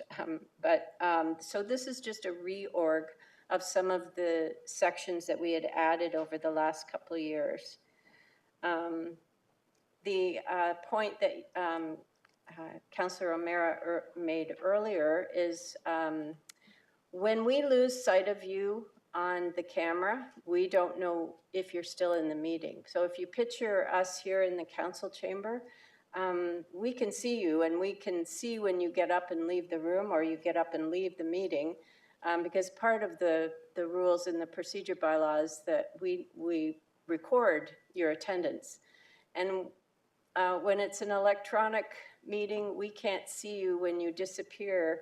And sometimes I've had to, send an email to say, are you still there? Are you still in attendance? So it's just us trying to keep track of whether you're there or not. And also just to be accountable to to the public so that your face is showing that you are in attendance. And that's why we put it in there. So this is just a really high level highlight of our key areas, but most of the other changes that we put in there are somewhat minor in nature, we think. So we've included other things that you might want to think about to give us direction on, such as whether you want us to start recording your closed sessions, or whether we want all delegations to pre-register and not be able to register here live in the chamber, or looking at changing the timing for delegations. Do you still want them to speak for 10 minutes, or do you want them to be reduced? Those are the kind of things that if you want to talk about, we're open for suggestion. I hope that helps. Councillor O'Meara? Oh, thank you, Your Worship. It does help, Ms. Titanic, and thank you very much for that. I just think a lot of the councillors here went through a time where all of a sudden our IT expenses policy changed and we didn't know what happened, and we looked back and said, crap, we didn't understand the nuance of some of the changes in the bylaws. So, so I'll just throw up some of my comments here, and I guess we'll sort of open straw poll and councillors can jump in. But again, I'm happy to have some sort of a difference. Any councillor from here can get up and leave this chamber for 15, 20 minutes, do whatever they need to do outside of this chamber. And I think that luxury should be afforded if you're at home on camera. There might be issues that come up, somebody banging at the door, something going on that needs to be addressed. So I certainly wouldn't want it to be that we've left the meeting if we need to leave for a minute. So maybe we can work on some wording around there, and just to give a little bit of leeway. On page 442, sections 5.3, 5.4, 5.5, 5.7, I just feel as a councillor, we keep getting jammed with more and more information later and later and closer to a decision-making meeting.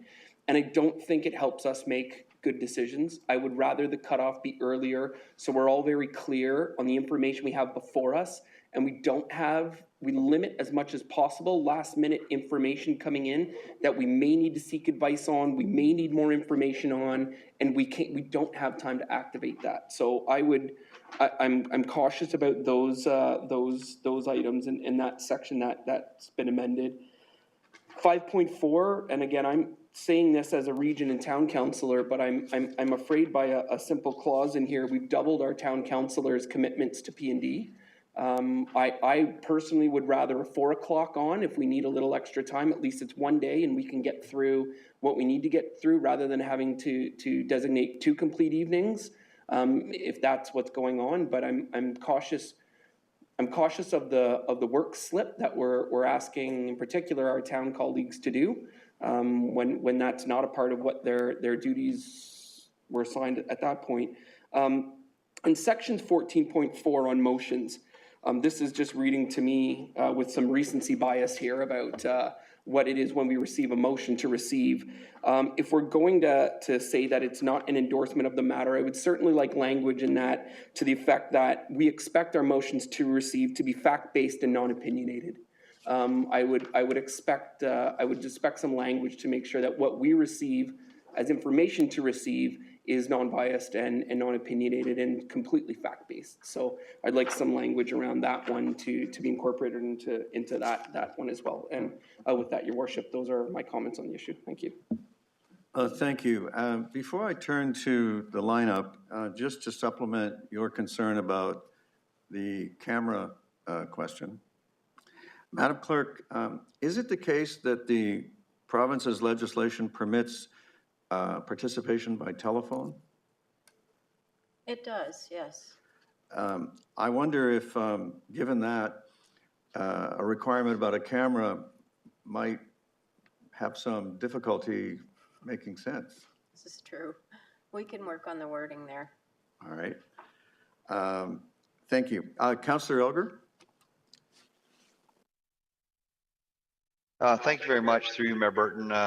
I really appreciate what you said regarding about you don't need to be the chair. Actually, that's basically what I heard. And I like that because we need succession planning for councillors, new councillors especially. And I really think that is important. We don't have too many opportunities for new councillors to be chairs anymore. And I think it kind of just kind of sharpens new councillors up also as to what the rules and regulations are. So I'm really pleased to see what you're suggesting there, and I fully support you. As far as delegations, 10 minutes, I really believe is important. What I heard just a week ago at Midtown from the delegations was absolutely amazing. The knowledge we have in Oakville from our residents, I think 10 minutes is perfect. I do believe they don't need pre-registration. If they hear new information they weren't aware of, let them speak. We're all here to hear what the residents want to express to us, and I think that's important. So I totally agree with what I just heard from Councillor O'Meara regarding fact-based, no opinion. So there's not any negative comments that I heard in a recent 4.1 meeting where it was 3 negative comments about council if you do not agree with this. I didn't appreciate that, and I think that should never happen again. And those are my comments on going forward with this, and thank you very much. Thank you, Councillor. Councillor McNeice, Councillor Giddings, Councillor Lischina. Through your worship, I'll just build on a few previous things that were mentioned. Regarding the procedural bylaws, I know they're different in each municipality, and I think it would be beneficial, especially for new councillors, for a training or orientation workshop. I don't know if it means it needs to be a council workshop, but maybe even some existing councillors would like a refresher, seeing they're all different and unique, and I know other municipalities offer that as part of an orientation for new councillors, so I'd put that comment in. Secondly, on, so Councillor O'Meara pointed out section 5.4, planning and development, that instead of every 4 weeks, it is suggesting every 2 weeks is my understanding there. Additionally, I'm in favor with the amendment to the budget committee. And, you know, I know in our last meeting, special meeting of P&D, that we also have a Midtown committee that will be starting. So especially on the town councillor side, that's, you know, our commitment's sort of doubled there, and I'll certainly try my best to do it. But I might put forward a suggestion here that the Midtown committee, to me, it seems to be a better fit as a standing committee, especially for the second option, which would allow each ward to decide which councillor to appoint. So I know we suggested committee of the whole at the last meeting. However, kind of looking at this structure here, I'm of the opinion that it might be best fit in that second option of the standing committee structure. So those are my comments for now, but I think that's it. Thank you. Thank you, Councillor. Council didn't suggest it resolved that the committee would be as it resolved in the written, in the motion at the time, but thank you for the remarks on the Budget Committee. Councillor Giddings? Thank you, Mr. Mayor. Through you, under 5.4, the planning and development, was it to double the number of meetings or would it be as required? I believe the idea was that we added 2 planning and development meetings on, and the second one was always there just in case we needed it. It was not a definite meeting. It was a placeholder, basically, for your calendars. All right, and under the amendments that may be considered, this has not been included as further discussions regarding legal current concerns is required. Any idea when that would come back, or is that something that that will be with our legal staff? Or is that? I'm sorry, I'm not sure what you're referring to. The bottom of 443 in terms of recording of closed sessions. Is that our decision to make, or is that following what the province would like us to do? No, we can do it. In fact, it's a recommendation that the Ombudsman has made to some municipalities. Having consulted with legal, though, we do have a question of whether the Ombudsman, yes, it makes it a lot easier for them to do a closed meeting investigation if it's recorded. So of course they'd want to see our recordings, but it also puts a little bit of risk in creating a record that is sensitive and another record that we need to protect and make sure that the proper everything is in place, that we don't release the wrong information to the wrong person. All right, and I appreciate the input and agree with the input from Councillors O'Meara, McNeice, and Elgar. In terms of timing of delegations, we don't keep track of how long people speak. I take it it's. No, oh, you mean that's what the clock is? Yes. We clock them, yeah. Yeah. No, but do we record, not record, but do we keep track of how long they speak for? Like, do we have any idea if the average is 6 minutes or 8 minutes? Or? No. All right, and for clarity, could you tell us what the next steps are? Like, is this our last opportunity to give you input on this, or is it something that you'd welcome? No, what we were hoping was that any suggestions that you bring forward tonight, this is your opportunity. We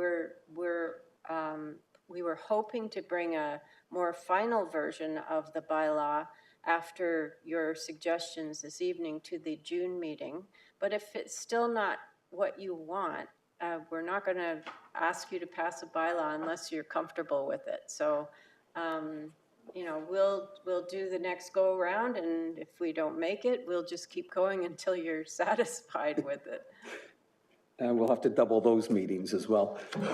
And I agree with the bandwidth. You know, how many times have we as individuals or people phoning in simply don't have the bandwidth? You know, they're away, and I would much rather be able to listen to somebody. I don't need to see them, rather than have them not be able to attend the meeting. Thanks. Thank you, Councillor. Councillor Lischina. Thank you, Your Worship. I was also under the impression that the second P&D meeting was a placeholder and that not potentially every month. But as a town councillor, I think it is important to have the meetings after regular business hours, as well as for any delegations who are out of town coming back and wanting to participate. I certainly want to participate, and I know I wouldn't be able to do that during the day. Thank you. Thank you for that. Councillor Haslett-Thiel. Thank you, through you, Mayor Burton. Thank you very much for the additional information. To add to some of the comments made by my fellow councillors, which I support Councillor Elgar's and Councillor Giddings and Councillor Mira and Councillor McNeice's additions. So I'm wondering where we get to that question that Councillor Dudek asked about committees and the rotation of committees, and if there's best practice outside of what we have done to consider. If you could just bring that back with your recommendation, next recommendations. Yes, through you, Mayor Burton. The idea was that we were going to be bringing back the procedure on appointing members to committees at the next council meeting. In our policy report, we're reviewing that internally, and it should be on the next agenda. Okay. We thought it would be a good accompanying report if it was on the same agenda with the procedure bylaw, just in case any of the changes or suggestions that are made tonight might affect the way we write that procedure, and making sure that we won't have to revise that if more changes are made. So I look forward to seeing that. Thank you for that. I have some just additional comments that haven't been made yet. One of the, so on the Planning and Development Council meetings, there are times where our meetings fall on would normally fall on a statutory holiday. And then we are immediately into a meeting the Tuesday when we come back from what is supposed to be considered a long weekend, which it isn't when you have a planning and development meeting on the Tuesday night. So I'm wondering if there could be some consideration about how we stagger that to address statutory meetings. I've also had that raised by the public to me that it's hard for them, you know, they're going to have to spend time to get prepared to come and comment, and they're going to have to do so over the weekend. So if you could just consider that in, is there a workaround for that? I have heard several individuals talk about a rotating chair on a rotating basis, so I assume that'll be something that's raised as part of the policy. I'm wondering around standing committees and special committees. So special committees are typically considered standing committees, and I'm wondering if there could be language that protects them no matter what the size of their membership is, that they are under the standing committee rules, and if you could share any best practices when you come back on that. And my last comments are, I think 10 minutes is important. I became aware of the 5-minute rule when I moved to the regional side, and from some folks commenting about the 10 minutes. We always try to encourage people to give us as much information as we need to make a good decision, and so I continue to support 10 minutes. I continue to support the delegations be encouraged but not required to register on planning and development meetings. I think that it just speaks to who we are as a town, that we welcome input, and I've always appreciated Mayor Burton's approach to canvassing the room. It embodies the spirit, I think, of what we want to stand for. And with that, those are my comments. Thank you. Thank you, Councillor. Councillor Adams? Thanks very much. I agree with many of the comments about for example, the 5 versus 10 minute. I'm perfectly good with the 10 minute. I think it's reasonable the vast majority of the time. And the only thing I was going to say with respect to the budget committee chair, just the discrepancy with the region where the regional chair runs that committee as well. And so there's you know, number of options there, and I think I certainly would be perfectly okay having the mayor run the budget committee in whatever format it might be. Thank you, Councillor. All right, let's take this in bites. It's moved and before us that the budget committee size and composition be amended to reflect a membership of all council members. And based on the discussion, I would suggest that we insert as a budget standing committee with a chair selected by the members each year. and that revisions to the procedure bylaw affecting this change be brought forward and presented at a council meeting to come. I don't think we want to get too specific because we just, all right. So can I put the vote on that? Is there any objection? There being no objection, we made a unanimous decision on that. Thank you very much. Now we have to do two more bits. The clerk had suggested that the next bit be the council endorse in principle the approach outlined and the suggested changes with respect to the draft procedure bylaw attached to, et cetera. And I would suggest that instead we want to say that the clerk consider the comments of council in finalizing a draft procedure bylaw for consideration by council, which is borrowing the terminology from how we do planning. Any objection to, I need a mover for that though, before I, Councillor Chisholm, any objection to Councillor Chisholm's motion? There being none, that carries. And the clerk had suggested a final bit that staff report back with a finalized draft version, I'm inserting the word draft version of the procedure bylaw in June 2023. Madam Clerk, are you still comfortable with that time frame? We were going to try and keep that. All right. I'll ask who wants to move that. I'll go to this side of the table, give you guys a chance. Councillor Nanda.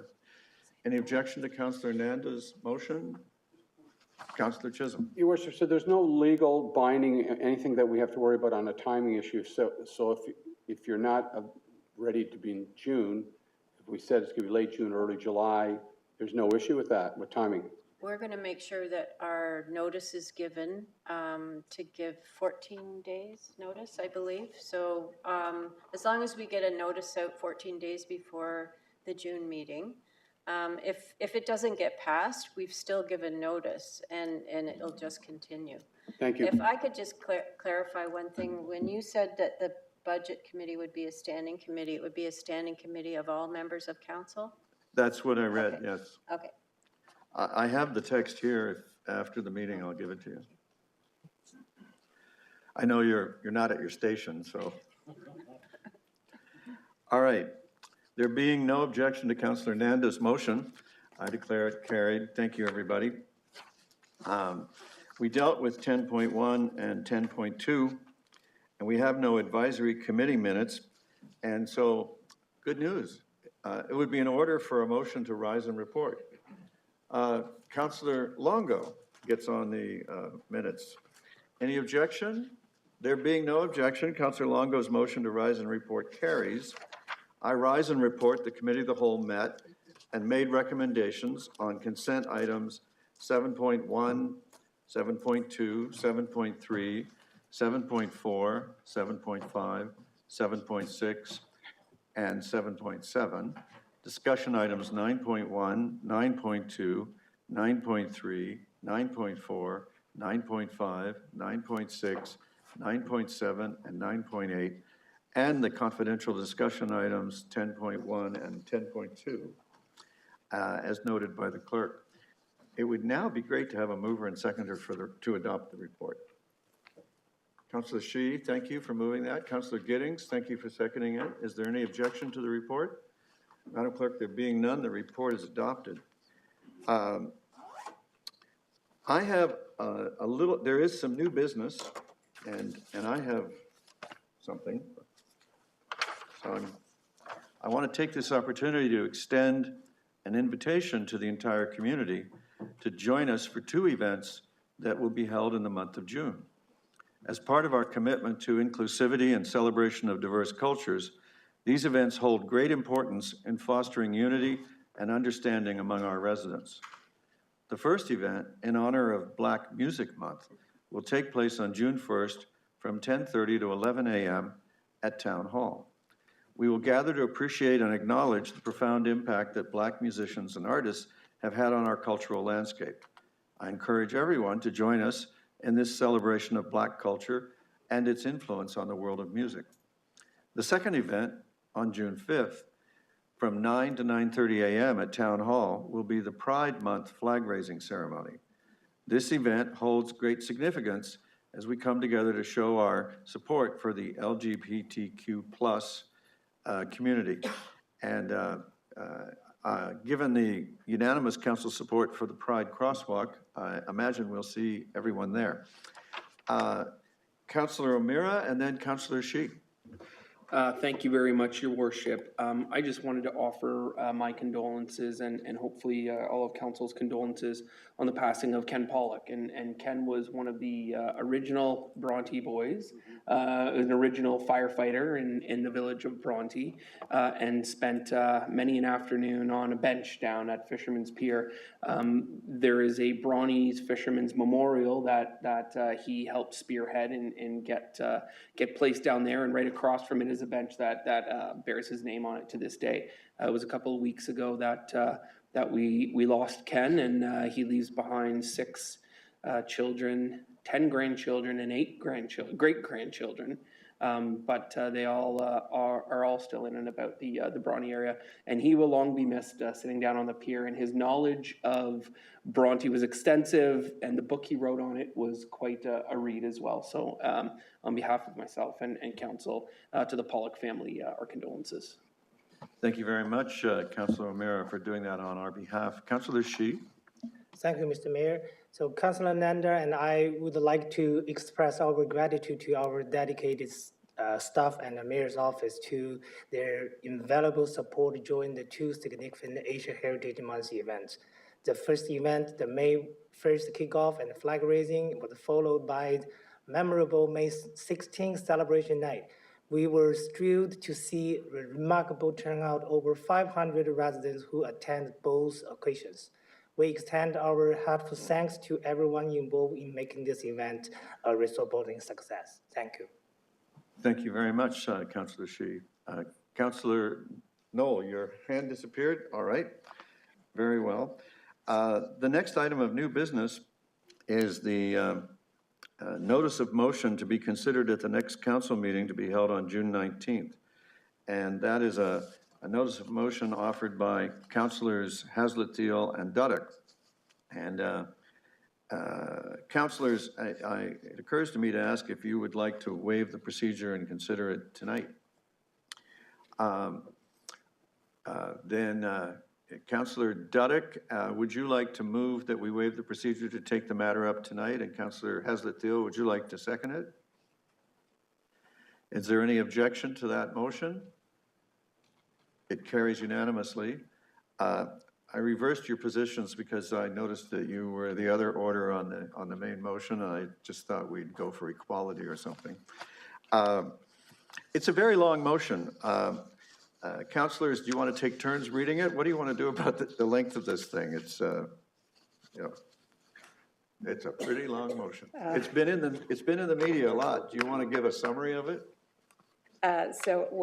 We don't need to read it all in, though I would encourage the public that's watching and others that if you haven't read it, it's an important motion. It really speaks to missing a piece of enforcement that brings civility and a sense of safeness for those that are in public office.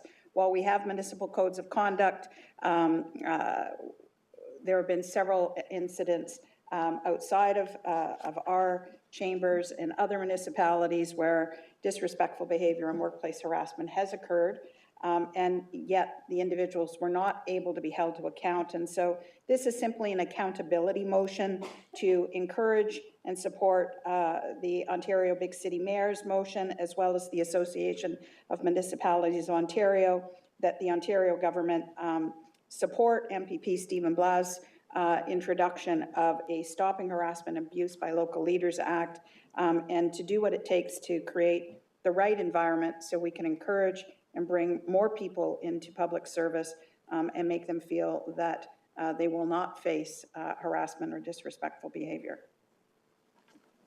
Thank you, Councillor. Councillor Duddick? Couldn't add anything more. Beautifully said. Thank you, Councillor. I will add that at the Ontario Big City Mayor's Caucus, this substantially the same motion carried unanimously, and it arose from some really egregious getting away with it that went on in cities I'm tempted to name, but maybe I'll hold back because they were all in the media anyway, it's so ugly. Maybe I shouldn't extend the remarks any further than to say the big city mayors are solidly on this. It's amazing what councillors can get away with and got away with in some pretty famous cities. So luckily, I don't think in our history we've ever had that here, and I don't think we ever will. But I'll call the vote, and I would suggest that you might like a recorded vote. So I will ask if there's any objection, and I see none, and I'll ask the clerk to record everybody's name as voting in support of it, unless there's an objection to that approach. There being no objection, it's so ordered by council. Thank you, everybody. Now, skipping ahead, we have a request for report by Councillor Adams and Councillor Nanda that the staff report in the fall of 2023 on lessons learned from the experiences of Brampton, Caledon, and any other municipality that has adopted a firework use and/or sale prohibition. In addition, and in consultation with the legal department, provide options to reduce the use of personal fireworks in the community. And they're not really debatable. I'll just put the vote. Does anyone object to the report request? It's carried. I would like to call out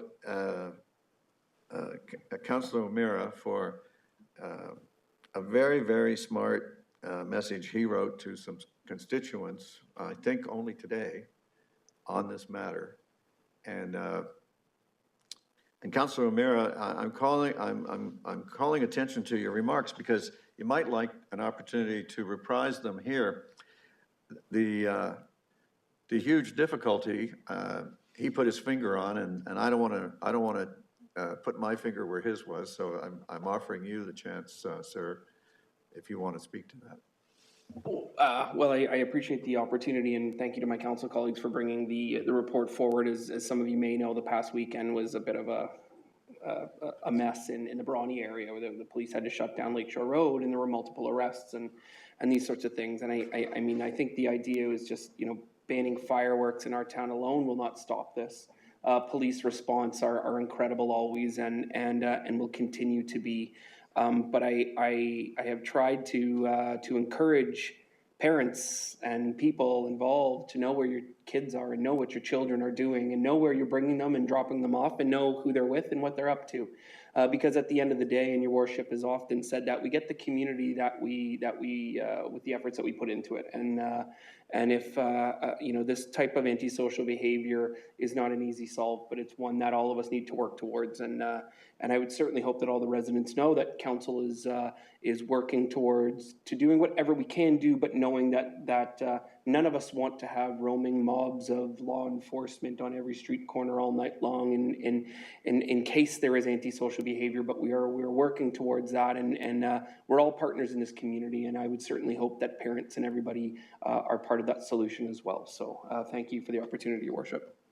Thank you, Councillor O'Meara. I thought that was a very well done observation about the Brawny events, let's call it. Councillor Haslett-Deal? Mayor Burton, I would like to ask a question that's new business to the CAO, if I may. Yes. So I have had individuals come to me in the last 5 or 6 days, anxious to know when the Special Committee on Midtown will convene its first meeting. And in part, I think it comes from the spirit of they felt, and we're incredibly appreciative of Council's unanimous support of the Special Committee. And while they read the amendment, there's a sense of, there's momentum here. And people want to understand how we are going to move this forward. And I'm wondering if it is, if there is an option to get a date in this calendar before, sometime in June, to at least move this, the first committee meeting forward. Through you, Mayor Burton. At this point in time, we are looking at putting a report together for the June 26th meeting of, I think it's Planning and Development Council, setting out how we would proceed with the timing, the topics to be discussed, which many of them are outlined in the motion that was approved by Council, and how we'd move forward. I would agree with you. There is some momentum and really excitement in terms of moving forward on Midtown. And we don't want to lose that. But I think the first step is to put together that overall program of how we'll roll it out with the dates associated with it for the special council meetings. So I wouldn't think that on that basis we'd have a special council meeting in June, but we'll certainly have a program that will roll out how we're going to, and the topics to be considered, and the order of those and the dates of those in a report on June 26th. Thank you for that. All right, it would now be in order for a mover and seconder for consideration and reading of the bylaws. Councillor McNeice and Councillor Longo, thank you. Is there any objection? Madam Clerk, there being no objection, the bylaws have been considered, read, and passed as listed in the agenda, 18.1 through 4. And with that, that ends the work of this meeting. And I want to thank everybody for everything you put into it. It's been great working with you, and the meeting is done.